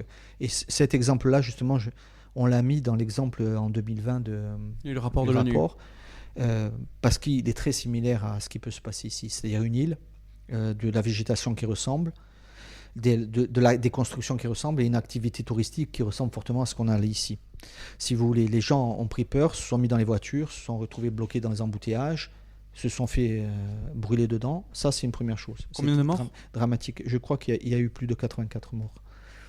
Et ensuite, avec 200 maisons, quelque chose comme ça. Ensuite, non, 110 maisons, excusez-moi. Ensuite, ce qui s'est passé, c'est que les gens se sont noyés. C'est-à-dire que le feu est arrivé avec une puissance telle et dégagé tellement de fumée qu'ils sont allés à l'eau pensant échapper à la fumée et ils se sont noyés. Donc vous voyez, c'est quelque chose. Là, ça s'arrête, ce type d'incendie s'arrête que s'ils ne trouvent plus de combustible, soit naturellement, soit c'est parce que l'homme a aménagé le territoire. Et alors je dirais que même si c'est compliqué c'est compliqué de l'arrêter, au moins qu'on fasse descendre son intensité. Les initiatives comme par exemple les fédérations de chasseurs en Corse avec leur... je ne sais pas si vous êtes monté sur le col de San Bastiano, à droite en montant, vous voyez des zones en mosaïque. Ça, ce sont les chasseurs qui les mettent, c'est pour la réintroduction du petit gibier, mais c'est très bien, parce que le fait de casser l'homogénéité de façon horizontale sur un feu, ça revient... Donc là, on est gagnant-gagnant. Parce que le petit gibier, perdrix, lièvre et ainsi de suite, il n'aime pas le milieu serré. C'est-à-dire qu'il n'aime pas le milieu serré. Donc, il n'aime pas le maquis épais. Non, il n'aime pas. Voilà. Non, je traduis. Il n'aime pas le maquis serré. Donc, lui fournir des zones dégagées pour aller se nourrir et ensuite un endroit où il peut aller se cacher, c'est très bien. Et en plus, comme c'est en mosaïque, c'est pas trop loin. Ça, c'est premier, gagnant-gagnant. Ensuite, le fait que ça ne soit pas mis totalement à nu, parce qu'une coupure de combustible, jusqu'à présent, c'est quasiment à nu. Le fait que ça ne soit pas mis totalement à nu, ça permet que quand il y a des pluies de forte intensité, comme on en a de plus en plus, parce qu'on n'en a pas parlé, mais ça aussi, ça y fait, il y a moins de terre qui part, et donc le combustible retient la terre. Donc on est gagnant. Et troisième gagnant, c'est d'un point de vue du risque incendie, quand vous arrivez sur cette zone hétérogène, en théorie, le feu doit diminuer. Maintenant, il faut que nous, scientifiquement, et c'est ce qu'on est en train de faire, hein, d'ailleurs, je ne vous cache pas, avec l'université de Toulon, et des codes un peu plus compliqués que ce qu'on a là. Et l'INRAE d'Aix-Marseille, qui travaille avec nous. On est en train d'étudier justement la disposition optimale de ces petits patchs, on appelle ça des patchs, pour que justement l'intensité arrive à un seuil où ça peut être attaqué. L'éteindre, quand c'est vraiment puissant, ça ne sera pas puissant. Mais au moins, on donnera des indications de façon qualitative aux opérationnels. Ça, c'est des adaptations ultra locales et à échelle humaine. En termes de puissance d'État, 12 Canadair, 11 en état de voler cet été, 2 appareils neufs commandés le 4 juin pour 200 millions d'euros. Livraison en 2032. Un chercheur de feu entend ce calendrier et en pense quoi ? Alors, je vais répondre au citoyen. Le citoyen, il se dit que on a laissé le risque incendie de côté depuis des années et que maintenant, comme on est devant le mur, on essaye de se rattraper aux branches et qu'on va essayer au mieux de gérer cela. Le problème, on en a parlé, hein, mais comment se fait-il que Canadair ait arrêté la production ? On en a parlé en off, c'est pour ça. On en a parlé en off, c'est vrai. Donc la question, elle est là. C'est-à-dire que même si on avait voulu commander des avions type Canadair, hein, parce qu'on parle de type Canadair, la société qui produisait ces avions ne les faisait pas. Donc la question qu'on se pose, c'est si c'était si rentable pour société, et si tout le monde en achetait... La chaîne de production s'est arrêtée par manque de commandes. Et voilà. Donc ça veut dire que là... et on en revient à notre première discussion. Paradoxalement, si on prend une moyenne sur ces 20 dernières années, même si les superficies dans certains coins du globe ont augmenté, du fait que d'autres étaient impactés, les feux posaient moins de problèmes. Ça brûlait avec moins d'intensité, il y avait moins de départs de feu. Déjà, c'est ça qui est important. Donc, comme on fait, et c'est humain, la société s'est endormie et a pensé qu'elle était tranquille. Maintenant, le changement de ces 2-3 dernières années, pas en France, hein, mais tout autour de nous, montre qu'il y a peut-être un nouveau changement de contexte et on se réveille en se disant « Ah, tiens, dites-moi, ça vous fait pas penser à un autre contexte ?» J'allais y venir. Vous avez beaucoup pris le Covid en exemple et en fait j'avais les masques en tête là où littéralement ils se faisaient arracher entre guillemets à la sortie des avions pour aller d'un pays à un autre. Est-ce qu'il va pas y avoir tous les pays qui vont se jeter sur la commande du Canadair et au final ce sera impossible d'en avoir ou alors le prix va monter? C'est humain là aussi, mais c'est normal. Donc on en revient à notre première... Très bonne transition, parce que j'aime pas penser comme ça, mais c'est 200 millions d'euros pour 2 appareils livrables en 32-33. La même somme mise dans le débroussaillement, les pistes et le pastoralisme sur les mêmes 6 ans, elle couvrirait quelle surface et à quel moment de la chaîne du feu? Ça, c'est compliqué à quantifier, et je vais pas vous répondre là pour l'instant, vous voyez. Pas du tout, parce que j'ai pas envie de rentrer dans ce débat-là, parce que j'ai pas envie de mettre l'un contre l'autre. Voilà, c'est le problème de ce genre de questions, parce que comme si en fait il y avait une enveloppe fixe. Voilà. C'est juste une question de philosophie, de politique. Non, on est d'accord, et c'est pour ça que vous avez vu, j'ai commencé à anticiper la question parce qu'elle est obligatoire, et que je vous ai dit, les moyens de lutte, on les laisse et on doit les augmenter parce que le contexte a changé et que le danger, le risque augmente. Parce que quand il y a un feu qui part maintenant, il y a beaucoup plus de chances que ce soit un feu extrême.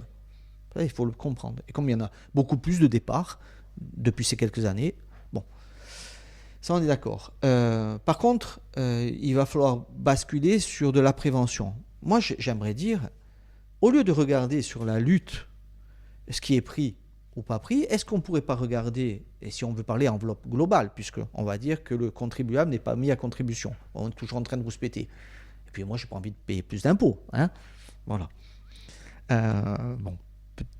Donc, ou du moins qu'il soit mieux utilisé, voilà, disons-le comme ça. Voilà, donc on pourrait regarder sur d'autres points, collectivement, en France et ailleurs, où on pourrait prendre momentanément des enveloppes budgétaires pour aider, on revient. Le problème, c'est qu'on a laissé trop aller les choses. Le problème, c'est que nos territoires sont devenus ingérables parce qu'on ne les a pas aménagés pendant 20, 30, 40 ans, depuis la fin de la Deuxième Guerre mondiale.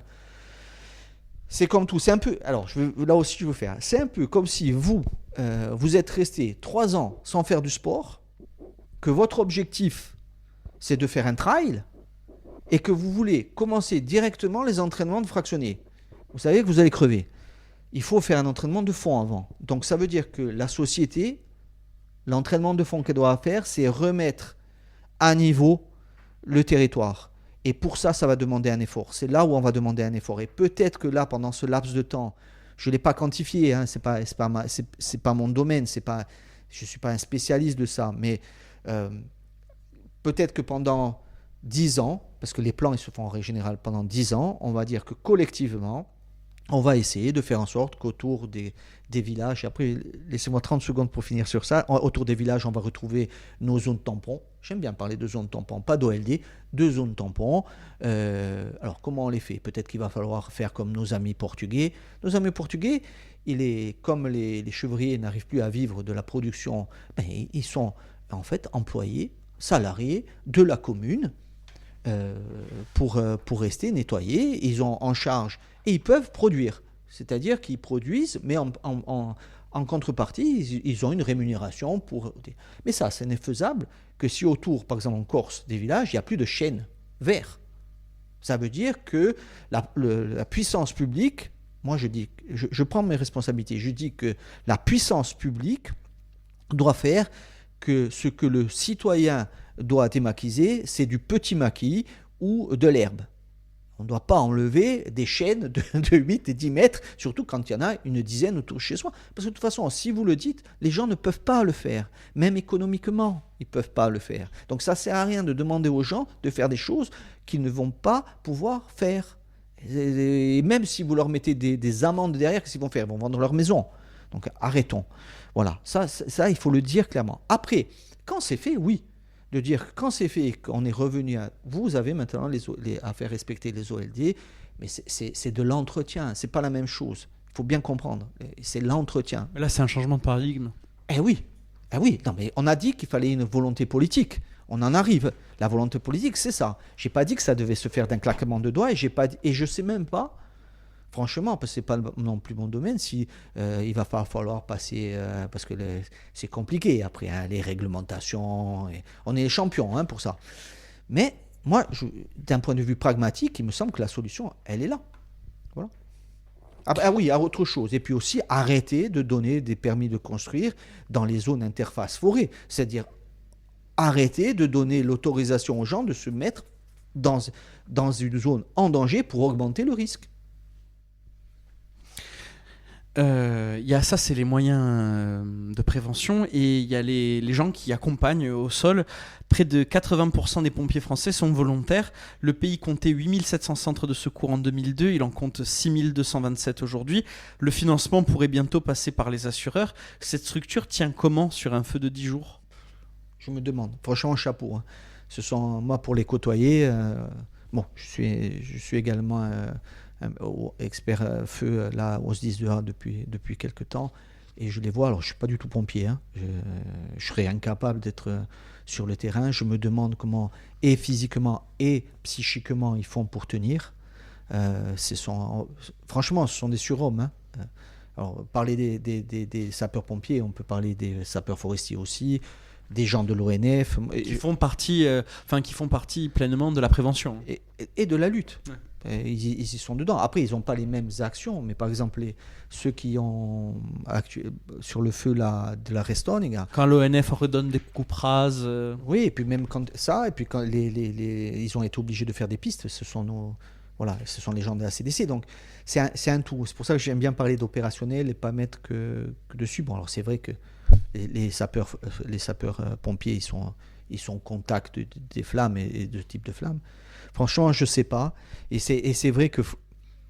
Mais ça aussi, ça revient. Et vous avez parlé du Covid, et ça fait penser aux infirmières, aux médecins. C'est-à-dire que là, tout le monde les applaudit parce que c'est chaud. Et j'ai bien peur que quand il va avoir la première pluie et le premier froid, on va parler plus de Je sais De la pas, grippe justement et du vaccin. de la grippe, du vaccin, que de ça. Alors, est-ce que c'est humain? Peut-être. Et est-ce qu'on a besoin systématiquement de se faire peur pour être raisonnable? Oui, le terme c'est raisonnable. J'espère que non, mais... Dans la réaction. Oh oui, on est toujours dans la réaction. Je vous dis ça parce que vous avez beaucoup cité ce pays en exemple, mais aux États-Unis, justement, les assureurs envoient déjà leurs équipes protéger les maisons de leurs clients. Et ça se comprend, hein. Vous voyez? Ouais. Donc, Mais les primes d'assurance, c'est pas les mêmes, hein. Moi, j'ai une petite maison au village. Là, je me suis fait faire une petite maison à village d'une 60 mètres carrés. Je dois payer 100 et quelques euros à l'année. je pense... et je rouspète quand j'ai une augmentation de 10 euros à l'année. D'accord. Je pense que si vous regardez les primes des assureurs, voilà. Donc c'est un peu comme quand on compare la médecine en France et la médecine aux États-Unis. Oui, oui, c'est compliqué de comparer les cas, et c'est compliqué de comparer les pays. Franchement, hein, on n'est pas si mal lotis.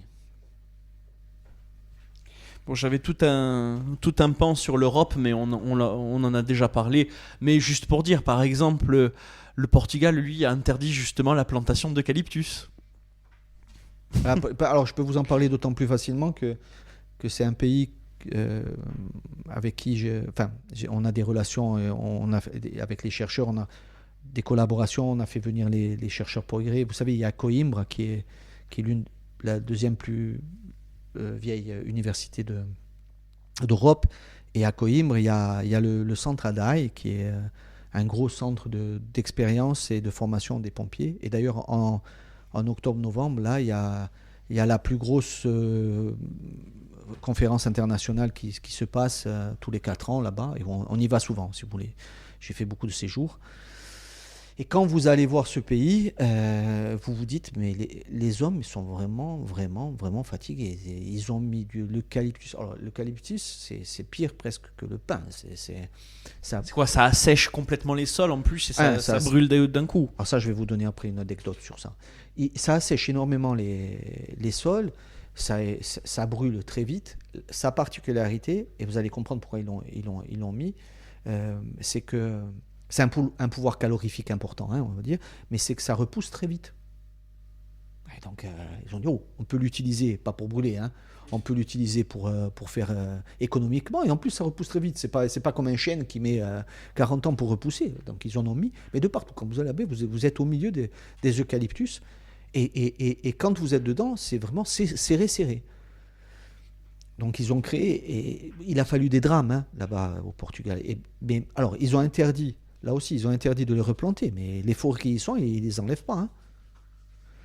Oui, c'est les nouvelles plantations qui sont interdites. Ah oui, mais alors, je vais vous donner l'exemple. Vous avez parlé d'assécher, et on a parlé d'un professeur Dominique Morvan, et avec lui, j'étais allé pour faire une expertise sur les fameux pit fires en Indonésie. Et ce qui s'était passé, c'est qu'il y a 8-10 ans, les feux, les pit fires, c'est des feux qui brûlent comme la cigarette, hein, par conduction, c'est-à-dire qui brûlent sans flamme dans l'humus. Ah ouais, c'est les feux courants. C'est quand le feu est dans le sol. Exactement. Voilà. D'ailleurs, en français, ça s'appelle des feux de sol. Et ces problèmes, c'est que ces feux, ils couvrent, par exemple, ce qui se passe en Sibérie, ainsi de suite, ils courent pendant, par exemple, tout l'hiver, après ils ressortent, ils brûlent la strate basse, et après ça prend la strate haute. Mais même quand ça brûle en sous-sol, c'est comme votre cigarette, ça fait de la fumée, et en plus, souvent, c'est un peu humide, donc ça... Fumerolles ça fait sortent. de grosses fumées. Et les Australiens, ils étaient à bout. Les Indonésiens, ça plus à brûler sur des zones, ils étaient à bout. Donc, il y avait beaucoup de scientifiques qui allaient pouvoir trouver la solution technique, scientifique. Et en fait, quand on est allé sur place, je vous la fais courte, ils nous ont amenés sur les coins. Donc, eux, ils essayaient de l'éteindre avec des perches comme ça, avec des trous de roue, ils plantaient dans les perches, et ça brûlait sur 5 à 8 mètres de profondeur. Vous vous rendez compte? C'était comme... Donc, on va sur place, on se promène, et on voit plein de palmiers sur les zones brûlées. Et le type, qui est l'équivalent du sapeur forestier ici, il nous explique qu'en fait, ils ont asséché les marécages pour mettre les palmiers qui faisaient l'huile de palme qu'on mangeait dans notre Nutella. Donc on n'a pas cherché de solution technique, hein. La seule chose qu'il fallait, c'est remettre de l'eau dans les marécages. Parce que tant qu'il y avait de l'eau, ça ne brûlait pas. Et ça revient exactement à la même discussion de tout à l'heure, c'est-à-dire qu'on crée le problème. Et après, on crée le problème et on essaye de trouver des solutions techniques du techno-solutionnisme. C'est comme avec Katrina, les bayous qui avaient complètement disparu. C'est ce qui a fait que l'eau est arrivée avec autant d'intensité. C'est pour. Enfin bon, bref. Oui. C'est-à-dire que si on veut rien. Oui, effectivement, si on part du postulat que on va rien changer dans notre façon de faire, on peut faire appel à la science, aux techniques, et ainsi de suite. Mais objectivement, vous ne résoudrez pas le problème. Il est préférable de faire appel à la science quand il le faut, mais en amont, d'arrêter de faire des bêtises. Le mot qui revient pendant cet entretien, c'est l'évolution, le changement de contexte. On va arriver au cœur de cet entretien. C'est à plus 2,7 degrés en 2050, le nombre de jours à risque double et la surface brûlée est multipliée par 4. Avec ces chiffres devant vous, lutter contre le feu reste une réponse ou il va falloir s'adapter autrement ? Ah oui, forcément, c'est une réponse, puisque faut pas, quand un feu part, il faut lutter contre et il faut faire en sorte que il ait le moins d'impact possible écologiquement, humainement et économiquement. Ça se comprend, hein. C'est logique et humain. Après, et ça revient sur la discussion qu'on a depuis le début, si on pense qu'on va s'en sortir qu'avec la lutte, j'aimerais me tromper, hein. Je pense qu'on va aller droit dans un mur. Et d'ailleurs, c'est l'avis des opérationnels actuellement, hein. J'ai un peu écouté ce qu'ils disent et en retour depuis, on va dire 2-3 ans, ils nous disent bien, la lutte devient de plus en plus inefficace sur certains types de feux. Le problème, c'est qu'il y a de plus en plus ce type de feu devant nous, on est en danger et en plus la société est en danger puisqu'on n'arrive plus à les maîtriser. Donc il faut qu'on donne, nous, les moyens aux opérationnels de se trouver devant des feux qui sont gérables. Et pour que les feux soient gérables, il faut aménager le territoire, qu'il y ait moins de feux à un moment donné. Et donc, prévention, anticipation, la même recette que je vous sers depuis maintenant un petit moment. Justement, vous demandez un aménagement du territoire face au feu, comme il en existe pour les inondations et les séismes. En Corse, ça se traduit par quoi sur une carte ? À part des petits patchwork de chasseurs, qui sont très utiles d'ailleurs, hein, mais à l'échelle de politique régionale. Ah non, mais en Corse, franchement, la Corse... Et c'est ça, c'est un peu notre fierté. Quand je dis nous, je ne me mets même pas dedans. Je dis nous collectivement. Moi, quand je vois mes opérationnels, quand je vois ce qu'ils font avec le fameux GTI, l'interservice, qui regroupe tous les services qui sont appliqués à la lutte, à prévention, quand je vois ce qu'ils font justement en avant pendant la saison tranquille avec les feux dirigés, quand vous avez l'ONF qui intervient, quand vous avez des gens comme Gilles Planel qui est spécialiste des feux dirigés, qui sont montés dans des zones justement pour démaquiser avec une allumette, enfin je sais pas des allumettes, mais avec le feu, ainsi de suite. Quand vous voyez les aménagements, quand vous prenez en Corse, vous voyez qu'il y a beaucoup de coupures de combustible, les Anglais appellent fuel breaks. Nous c'est les ZAL, les zones d'appui à la lutte, qui sont un peu de partout pour couper les territoires. Alors les ZAL, elles ne sont pas faites pour stopper une propagation. Les ZAL, elles sont faites pour mettre à un moment donné les opérationnels en sécurité avant qu'ils n'attaquent le feu. Vous voyez ? Et donc c'est pensé. En Corse, franchement, on est vraiment un laboratoire et on est souvent pris en exemple. C'est, les pompiers du continent le disent souvent, hein, pour discuter un peu avec eux de temps en temps. Parce qu'il y a cette capacité. On a beaucoup de défauts, les Corses, hein, mais souvent dans l'adversité, on se serre les coudes. Et on a cette capacité à s'entendre très bien en interservice. Et je dis aussi nous, et j'y suis pas. On est d'accord. Je dis les opérationnels, mais j'aime bien mettre nous, collectivement, la Corse. Et on est souvent pris en exemple. Et là aussi, je reviens sur ce que j'ai dit tout à l'heure. C'est peut-être pas pour rien qu'on est resté tranquille pendant des années lorsque tout autour de nous, ça brûlait. C'est peut-être parce que nos méthodes... elles étaient efficaces, efficientes. Bon, maintenant, ça s'accélère d'un point de vue du risque, le risque augmente et on va devoir être un peu plus efficace, mais pas d'un point de vue opérationnel. Je pense que l'étape supplémentaire maintenant, c'est que le politique le prenne en compte, mais j'ai vu, et là aussi, parce qu'à chaque fois on essaye de toujours de dire que rien ne va, que c'est pas pris en compte, que ça va pas assez vite. J'ai envie de vous dire que le temps de la recherche et le temps du politique n'est pas forcément notre temps à nous de citoyens, et que par exemple le politique, ça fait déjà localement, ça fait déjà un petit moment qu'il le prend en compte. Il y a eu par exemple la commission Cédénat qui s'est déroulée, qui avait été menée par Nadine Divajon, qui avait pris en compte le risque incendie et l'aménagement du territoire, qui avait qui avait fait passer une motion au niveau de la CDC.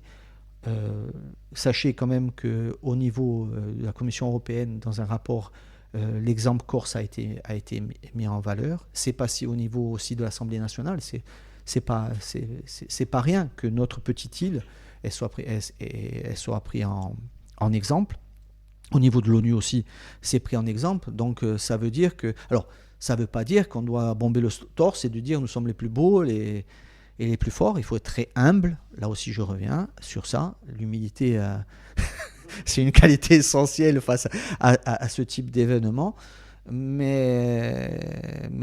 Et on parlait de ça, mais c'est avant-hier, je sais que la présidence du SDIS-2A a fait passer une motion à l'Assemblée de Corse dans ce sens, en disant que justement la lutte avait ses limites et qu'il fallait basculer. Je l'ai là sur mon téléphone, qu'il fallait basculer sur de la prévention, l'aménagement du territoire, qu'il fallait prendre en exemple ce qui avait été prôné dans Goliath. On y arrive. Voilà. Et donc, vous voyez, j'ai envie de finir cet entretien sur quelque chose de positif et même dans une période chaude, on va dire. On y arrive, on va aborder justement ces deux mondes, le politique et le scientifique, avec une dernière question sur le politique. En 2023, il y a une loi de carte prédictive qui doit être révisée tous les 5 ans qui est passée. En Corse, cette carte frapperait des terrains qui valent cher au bord de mer et rien en montagne. Une carte du risque est aussi une carte de la valeur foncière. Qui accepte ça ? Bien sûr. C'est pour ça que nous, en tant que scientifiques, si on nous demande d'intervenir là-dedans, il va falloir qu'on s'assure que notre réponse, elle est robuste. Je parle de robuste, puisque il y a l'expertise, si vous voulez, d'un point de vue ça brûle pas, ainsi de suite. Et puis derrière, il y a ce que ça coûte et ce que ça va impacter sur la société. On en est conscient. Et c'est pour ça que personne n'a la réponse. Pour l'instant, si nous sommes mobilisés pour avoir un avis là-dessus, on essaiera d'amener une expertise la plus fine possible, mais c'est très délicat. Franchement, parce qu'une carte des risques, elle se fait en éliminant certains facteurs et en sélectionnant d'autres. Et suivant les facteurs, et c'est pour ça que les cartes des risques que vous prenez, par exemple, si vous prenez l'aléa météorologique ou risque incendie au Canada ou en Australie ou en France, c'est pas le même, parce que certains vont regarder le taux d'humidité du sol, les autres vont regarder le taux d'humidité, je prends un exemple comme ça pour que tout le monde comprenne, le taux d'humidité de la végétation, et les autres ils vont prendre le taux d'humidité de l'air. Ce qui est certain, et ça ne se fait pas que sur un critère en plus, ça c'était vraiment pour simplifier, ce qui est certain, c'est que la modélisation dans le sens modèle, c'est-à-dire quels critères vous prenez pour définir votre cartographie, va avoir un impact monumental sur votre bien et sur nos biens. Et là aussi, pour donner un exemple, c'est un peu la même chose que sur les histoires de qualité des appartements, et que quand vous voulez maintenant louer ou vendre un appartement, vous êtes obligé de faire appel à un bureau d'études qui vient et qui vous dit s'il est en bleu, en rouge ou en vert. Et vous aurez remarqué les polémiques qu'il y a sur le fait que suivant 2 bureaux d'études qui arrivent, il vous donne souvent deux indications différentes. Déjà, les sciences, c'est très compliqué. Même les sciences exactes, deux modèles peuvent donner deux indications différentes. Donc, il va falloir que les scientifiques fassent un choix et que les politiques et les opérationnels soient au fait des choix qui ont été faits pour après, on va dire, et je finis, être en capacité de moduler la réponse scientifique. Et c'est la même chose pour la lutte.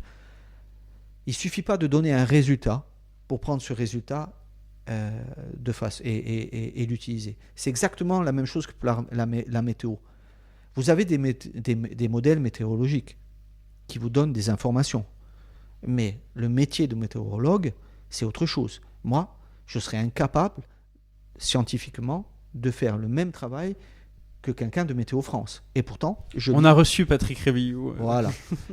je pensais à lui. Et pourtant, je lis les mêmes données. Vous comprenez ce que je veux dire ? Et là, ça va être la même chose. C'est-à-dire, les scientifiques vont fournir des modèles, dans le sens où vont donner des données.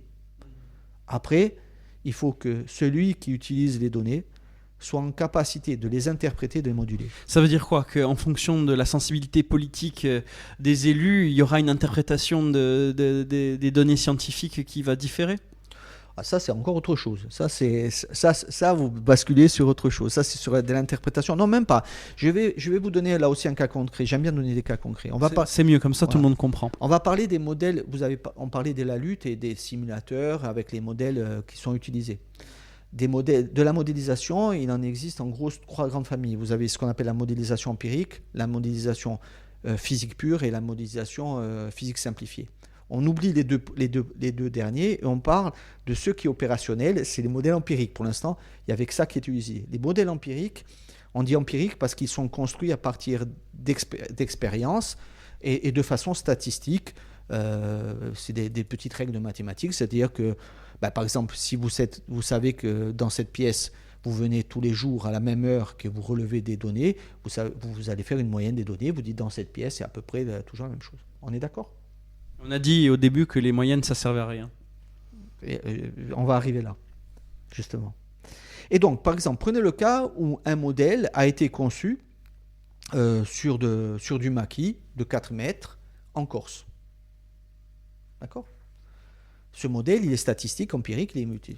Et puis ce modèle, il est en libre accès, et que vous avez un Suédois qui n'est pas un physicien, qui n'est pas un matheux, qui le trouve dans la littérature, un opérationnel, et qui dit je vais l'utiliser, je vais le mettre en outil, je vais faire un outil de propagation qui va prédire la propagation du feu et ses conséquences chez moi en Suède, mais sur de la forêt qui est haute de 8 mètres.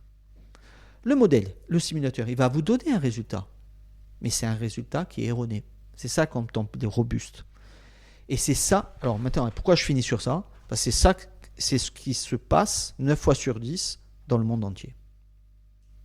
On utilise les choses, mais pas que avec les feux, d'ailleurs. On utilise les choses en dehors de leur bande passante. Et la bande passante, pour quel que soit le système, c'est en fait le domaine dans lequel... Son contexte. En gros, ouais, voilà. Voilà, c'est ça.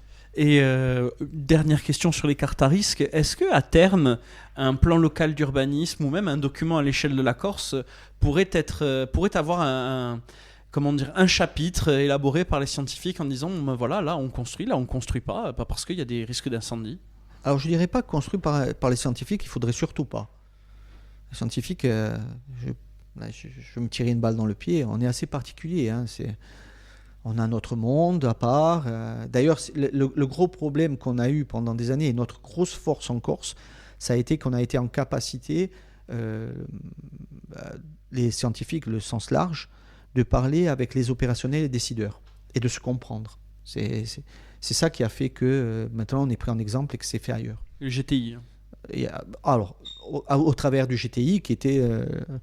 pas que le GTI, mais le GTI, c'est l'exemple type, c'est là-dedans, puisque dans le GTI, ça a été formalisé, on va dire ça comme ça. On a commencé avant, mais le GTI l'a formalisé. C'est quoi GTI ? Groupement territorial d'intervention ? Interservice. Interservice.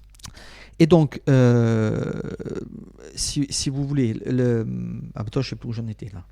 Est-ce que les scientifiques Oui, d'avoir j'étais en train de me tirer une balle dans le pied. C'est pour ça que j'ai dû l'oublier. Non, il faut surtout pas. Ce qu'il faut, c'est que ça soit géré et drivé par les opérationnels et les décideurs, et que nous, les scientifiques, on arrive en appui. C'est-à-dire qu'on leur explique ce que l'on fait. Comme ce qu'on a fait, par exemple, à Sari-Solenzar. Ils avaient une problématique, c'était de définir de savoir si les OLD étaient convenables ou pas pour un certain territoire. On a construit le cahier des charges avec eux dès le départ. Ils ont suivi la méthodologie avec nous. On leur a simplifié ce qu'on faisait pour leur expliquer les tenants, les aboutissants. Et donc après, quand ils ont l'outil, ils savent comment il a été conçu et pourquoi il a été conçu, et donc ils savent l'utiliser correctement. Parce que au final, moi la question c'est si aujourd'hui il y a des permis et des constructions qui ne se font pas parce que c'est zone inondable, est-ce qu'on peut envisager demain une zone incendie, j'allais dire. Non, mais là, alors oui, ça c'est autre chose. Ça c'est, je l'appelle, mais fortement. On a collectivement intérêt à le faire, et c'est ça qu'il faut faire. C'est la première chose. La première chose que l'on doit faire sur un territoire, c'est d'identifier, alors je ne dirais pas les zones à risque, c'est d'identifier diverses zones qui devront être gérées différemment. Et c'est peut-être pas d'interdire la construction, c'est peut-être de dire si tu construis là, tes contraintes au niveau des OLD et ainsi de suite, elles vont être différentes de celui qui construit ailleurs. Vous voyez, on voit toujours la réglementation comme de dire oui, on-off. C'est peut-être pas on-off, c'est peut-être décider, mais pour le faire, il faut déjà décider de le faire. Mais si on commence à dire ça sera pas de construction du tout, ça c'est pas de construction. C'est un chapitre à prévoir donc dans un nouveau PADUC. Je pense qu'il y sera. Ouais. Il prendra quelle forme? Alors là, c'est pas à moi de répondre, sauf si je suis élu. Chose que je ne veux pas faire. Mais non, maintenant, plus sérieusement, il y a intérêt collectivement, alors sous la forme, je ne sais pas, mais faire en sorte que, comme la finalité, je viens de vous la dire, la finalité, c'est de dire à quelqu'un qui veut, on dit construire une maison ou une activité ou ainsi de suite, attention, ta zone... Il nous semble que ta zone, elle est problématique et tu vas devoir peut-être la gérer autrement. Ou alors tu es tranquille, tu peux tes 50 mètres suffisent. Même le citoyen, il sera content. Mais toujours en lui disant, ce n'est qu'une évaluation. Quand on évalue quelque chose, c'est bien dire évaluer. C'est donner quelque chose qui se rapproche de la réalité. Ce n'est pas la réalité. Un modèle, c'est quelque chose qui se rapproche au mieux de la réalité. Là aussi, pour vous donner une idée, jusqu'à présent, les modèles de terrain, on disait qu'on avait un très bon modèle lorsqu'il faisait moins de 35% d'erreurs. Oui, c'est toujours par rapport à ce qu'on étudie. Un modèle à l'échelle labo, 35% d'erreurs, on jette. Quand c'est terrain, 35% de ton sang, on va en prendre le champagne. C'est ça qu'il faut. Et aussi, il faut faire preuve de pédagogie vis-à-vis du citoyen. Il faut lui dire, c'est pas parce que vous faites les choses que ça va pas arriver. Et vous avez parlé des assurances, de toute façon. Mais ça va être le grand changement ça va être le game changer, comme disent les Anglais. Je vais pas donner l'assureur. Il y a deux étés de ça. Oui, il y a deux étés de ça. Il y a un gros assureur français qui faisait son séminaire annuel sur la rive sud. Et ils m'ont demandé de venir faire un petit speech pour leur expliquer le risque incendie, ce que pouvait amener la science, le nouveau contexte, et ainsi de suite. Je peux vous garantir que de ce que j'ai compris de nos échanges plus en off que pendant, les assureurs vont changer leur politique, ça leur coûte trop cher. Jusqu'à présent, ils ont mis un mouchoir dessus et ils ont fait en sorte de pas... Parce que c'était un épiphénomène. Ça leur coûte trop cher, ça va nous coûter trop cher, donc ils vont demander aux assurés de prendre une part pour qu'il n'y ait plus de catastrophe. Et je parle pas d'une part des sommes qui sont allouées à la reconstruction, et ainsi de suite, je dis en amont. C'est un peu comme votre voiture. Votre voiture, vous payez une assurance qui vous permet, lorsque vous avez un accident, si les dommages ne sont pas trop importants, de vous réparer la voiture. Il y a la franchise. Il y a toujours la franchise. Et surtout, vous payez aussi dans votre assurance quelque chose pour le voisin.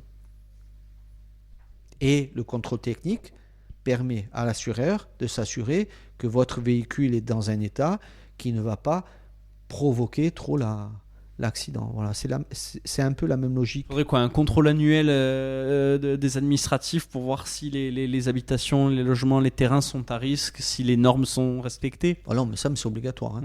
Ouais. L'obligation légale des débroussaillements, les communes doivent en théorie tous les ans vérifier. Après, on revient. Ça, je vous parle de la règle. Après, quand on voit qu'il y a moins de 30%, c'est une bonne raison. Vous avez ceux qui décident de ne pas les faire respecter, il y en a de moins en moins, et puis il y a ceux qui ne peuvent pas les faire respecter. Et donc, si on en arrive à ce raisonnement de dire qu'ils ne peuvent pas être respectés, réfléchir pourquoi ils ne peuvent pas être respectés. Allez, on arrive à la fin de cet entretien, on va parler du scientifique pur. Vous l'avez évoqué pendant toute la durée de l'échange, Goliath produit un simulateur de comportement, une base de données des feux passés et un drone détecteur de braise. Sur ces 3 outils, lesquels servent l'amont plutôt que l'aval ? Alors là, je vais me vendre grâce à Jacques-Henri Balbe, qui était l'initiateur du projet. C'est un visionnaire, Jacques-Henri. C'est-à-dire qu'il a compris qu'une problématique, et ça il y a 20 ans, une problématique comme les feux de forêt ne pouvait pas se traiter avec un seul domaine, par exemple des physiciens comme moi ou des chimistes. Il a dit, je vais créer une équipe pluridisciplinaire, c'est-à-dire, et dans la pluridisciplinarité, en plus, avec des secteurs bien définis, en ayant la maîtrise de l'expérimental au fondamental. Et à plusieurs échelles, labo, terrain. Ça a eu comme conséquence qu'on a au départ un peu ramé, parce que c'est comme si vous êtes 3 à travailler sur le même domaine, vous allez plus vite que quelqu'un qui est 1.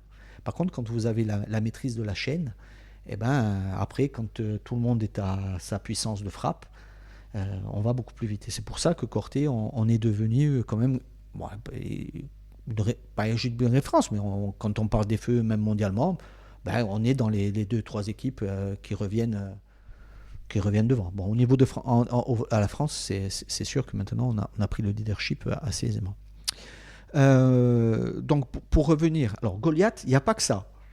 Goliath, c'était, au niveau des outils, ça c'est des outils parce que c'est des outils un peu emblématiques, mais on a aussi créé, je vous ai parlé de la méthode OADV1 pour les OLD, on a créé, ça c'est les sciences dures, on a créé des guides pour les feux dirigés en sous-bois pour l'ONF. Donc en fait, on a créé des mallettes pédagogiques pour les gosses qui ont été distribuées dans toutes les classes du primaire, parce que la pédagogie, ça fait partie de la prévention. Exactement. Et plus vous prenez... Bon, Goliath, c'était 8 partenaires avec quasiment tous les opérationnels corse, ONF, les SDIS. Et il y avait que les sapeurs forestiers qui n'avaient pas pu venir parce que comme la CDC, c'était sur des fonds CPER, la CDC finançait, et comme c'était un de ses services, ne pouvait pas. Il y avait l'université... donc nous, l'université de Corse, porteur de projet. Les 2 porteurs de projet, c'était docteur Thierry Marchi et la professeure... Lucille Rossi-Tison, qui est ma sœur. Oui. Et elle nous a bien tordu d'ailleurs. Et ensuite, il y avait en collaboration l'Université du Liban et l'Université de Toulon. Au niveau Goliath, c'est le premier projet de ce type. Ça a été sous l'impulsion, et il faut la remercier, de Marc Benedette de la CDC qui s'occupait de tous les projets européens, qui nous a dit on va vous financer, mais les scientifiques dits durs, c'est-à-dire maths, physique, vous allez arrêter de faire les choses de votre côté et vous allez aller regarder un peu ce qui se passe sur les sciences humaines, les SHS, et vous allez essayer de faire un projet vraiment atypique. C'était un challenge. Hein. Quand on a commencé, on a fait de l'huile. On ne savait pas si ça allait bien finir. Et en fait, de mener ça ensemble, puisque vous êtes toujours en train de dire que le facteur humain est prépondérant dans les risques incendies. Et ça a eu un impact énorme. D'ailleurs, maintenant, tout le monde parle de ça, même le CNRS. Je suis content de voir que le CNRS veut le faire. Au début, il était les moins parlant. Et ça a débouché, si vous voulez, pendant 4 ans, on a travaillé. Ça a débouché sur énormément de publications scientifiques, sur des produits concrets, sur un produit comme Argos qui est utilisé par le SDIS-2A et le SDIS-2B. Ça a débouché sur des collaborations et ça va déboucher sur la suite là bientôt. Alors, je vous ai dit 8 partenaires. Et la suite, ça se fera encore dans un plus gros projet. Ça sera l'axe 4, la suite de Goliath, dans un projet qui s'appelle Présage, et où il y aura cette fois-ci 15 partenaires. Du coup, le drone cherche des reprises après fixation. Il arrive à la fin. Oui. Il ne fait pas de la prévention. Non. Parce que ça aussi dans Goliath, je ne l'ai pas dit, c'est quelque chose de... La philosophie de Goliath, on a inversé la philosophie générale. Jusqu'à présent, les scientifiques ont travaillé de notre côté, ont trouvé quelque chose de sympa. Ah, ils étaient tout contents, on allait voir un opérationnel qu'on connaissait. Regarde, le truc que j'ai fait, il est bien. Et à chaque fois, ils nous disaient, ouais, mais... Parce que comme on ne l'avait pas conçu avec lui, c'était ouais, mais... Et en fait, en 2012, on a commencé vraiment à travailler avec les opérationnels, avec quelqu'un comme Jean-Yves Duret, Michel Coste, qui était responsable des sapeurs forestiers là, de la CDC. Et en fait, il nous avait titillé parce que Michel j'avais fait une réunion à Lille, qui s'appelait une journée thématique sur l'aménagement du territoire et le risque incendie, pour nous mousser un peu les scientifiques. Et donc, on avait fait comme une conf. On avait invité tout le monde, il y avait les politiques. Il faut toujours une petite étincelle, en fait. Et que Michel nous avait laissé parler et tout. Et à la fin, dans l'église, il nous avait dit... Bon, vous êtes gentils les scientifiques, mais en fait, vous faites vos trucs derrière les ordi, nous, on voit rien. Et on l'avait pris au mot. On lui avait dit, bon, alors, on va se voir après, et vous allez nous donner des problématiques, on va vous dire ce que l'on peut résoudre maintenant, ce qu'on va devoir chercher, et plus tard. Et c'est comme ça qu'est né le logiciel DIMSAL, Dimensionnement des zones d'appui à la lutte. Il y a eu 2 logiciels, ça a été déposé en SAT, Société d'aide technologique, et sans financement. Comme quoi, là aussi, ce n'est pas toujours une histoire de sous, on peut le faire sur la bonne volonté. Et voilà comment est née l'idée de Goliath et le fait d'être en fait non plus en proposition, mais de dire aux opérationnels, faites-nous votre liste du Père Noël, et sur votre liste du Père Noël, nous on check ce qu'on peut faire. Et tous les outils, toutes les méthodes, toutes les actions qui ont été demandées dans Goliath ont été demandées par un opérationnel, pas forcément par tous les opérationnels. Les brûlages dirigés, l'ONF, le propagateur, c'était l'ancien directeur du SDIS-2A, c'était Maestrach, qui avait dit, pour l'instant, j'ai pas d'outils, il y a des outils qui me conviennent, mais il y a toujours quelque chose qui me manque, je veux qu'on conçoive quelque chose ensemble. Voilà. Est-ce qu'un de ces simulateurs peut dire à un maire de ne pas signer un permis ?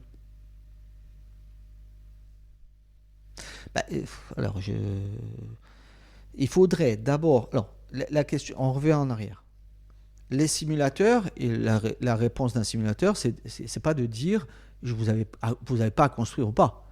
Par contre, le simulateur, il peut dire à l'heure actuelle, sur cette zone-là, en état, il arrive un feu à 11 MW. Le simulateur, il donne pas là. On revient encore à tout à l'heure. C'est-à-dire, ça, ce sont les données. Ce que vont en faire les données, les décideurs. Je vais reprendre l'exemple. On fait des études, et un exemple, vous allez comprendre. On fait des recherches sur la prise de décision en niveau de stress. Donc maintenant, on est en capacité, et c'est fait ici avec les opérationnels ici, on est en capacité de définir votre profil émotionnel. Donc ça, c'est en prise de décision. Ce sont les données. Si les gens utilisent maintenant ce modèle pour dire quand j'ai quelqu'un devant, il est apte à avoir cet emploi ou pas, il n'a pas le droit, mais il détourne l'utilisation. Et c'est comme quand vous faites du nucléaire. Vous pouvez faire du nucléaire pour faire chauffer votre eau le matin si vous voulez prendre votre thé, ou vous pouvez faire une bombe H. Ben là, c'est exactement la même chose. On va faire des données, mais après, il faut s'assurer, oui, je dis bien, il Il faut s'assurer que ces données, elles soient utilisées correctement et comprises par celui qui l'utilise. Vous parliez d'Argos. Argos, c'est un modèle de drone qui a été industrialisé, financé à 100% par l'argent public corse, puis vendu à l'international depuis octobre 2025, il me semble. Le simulateur qui sert la prévention n'a pas connu ce sort. La prévention ne se vend pas ou personne ne l'a tenté. Non, c'est pas ça. Oh oui, déjà la prévention, c'est pas vendeur. Hein. Dimsal, il est tombé. Hein. Pourtant, un assureur, ça l'intéresserait. Écoutez, vous n'avez pas été assez bon à ce séminaire. Non, ça va, on le sent que ça va arriver. Il faut que les choses arrivent à maturité. Malheureusement, les nouvelles, l'actualité fait que ça va dans ce sens. Et j'aimerais que non. Mais je pense que oui. Pour ce qui est d'Argos, pour un complément, c'est pas le drone en lui-même. Le drone, il est acheté. Par contre, et les caméras, par contre, c'est tout ce qu'il y a derrière. Des détecteurs. Par exemple, les opérationnels, ça fait des années qu'ils utilisent des caméras thermiques pour déterminer un point chaud. Vous-même, vous allez prendre une caméra thermique. Ce qui a été breveté et fait, et ce qui fait l'innovation, c'est que le drone part en autonome. Et maintenant, après, il va partir maintenant des escadrilles. On lui donne une zone, il balaye la zone et il est en capacité de détecter tous les points chauds et de déterminer quels sont ceux qui sont problématiques ou pas et donc de déployer les gens. C'est ça qui a été breveté. Oui, alors après le dispositif, ainsi de suite. Le drone en lui-même, il est acheté. C'est envisageable à l'avenir, plusieurs escadrilles de drones qui patrouillent la Corse en permanence pour voir s'il y a un départ ou pas. C'est fait, alors pas avec des drones, mais bien j'ai lu qu'ils commencent. En Tchécoslovaquie, ils ont mis des caméras, ils ont quadrillé avec des caméras. Il n'y aura pas, là aussi, je vais m'avancer un peu, je vais m'avancer et prendre un peu de risque. Ça ne sera pas avec une seule solution. Je pense que ça sera une juxtaposition de solutions. J'ai envie de dire que tous les outils qui permettent de faire en sorte qu'il y ait moins de départs et puis attaquer plus précocement, c'est bien. Donc oui, des drones. Alors après, avec les drones, on va vous dire c'est l'autonomie, je serai d'accord. Mais lancer des drones lorsqu'on sait que c'est problématique avec un départ pour voir s'il y a plusieurs des sautes de feu, ainsi de suite, oui. Quadriller avec des caméras, pourquoi pas. Puis c'est fait. Utiliser les images satellitaires, pourquoi pas. Utiliser les gens sur place, parce qu'ils ont l'habitude, comme je vous ai parlé dans la Gravonne, des vigiles, et les sentinelles, des sentinelles, utiliser tout ça, oui. Et en plus de la prévention. De la prévention existante. Maintenant, il ne faudrait pas qu'on prenne le prétexte de la technologie et des sciences pour ne pas mettre les moyens sur les sapeurs-pompiers. C'est pour ça que je marche un peu sur des œufs. Écoutez, ça fait une bonne heure et demie qu'on dit, même plus, je crois. Est-ce qu'il y a quelque chose que vous n'avez pas dit que vous aimeriez rajouter ? Parce que j'en ai dit des choses, quand même.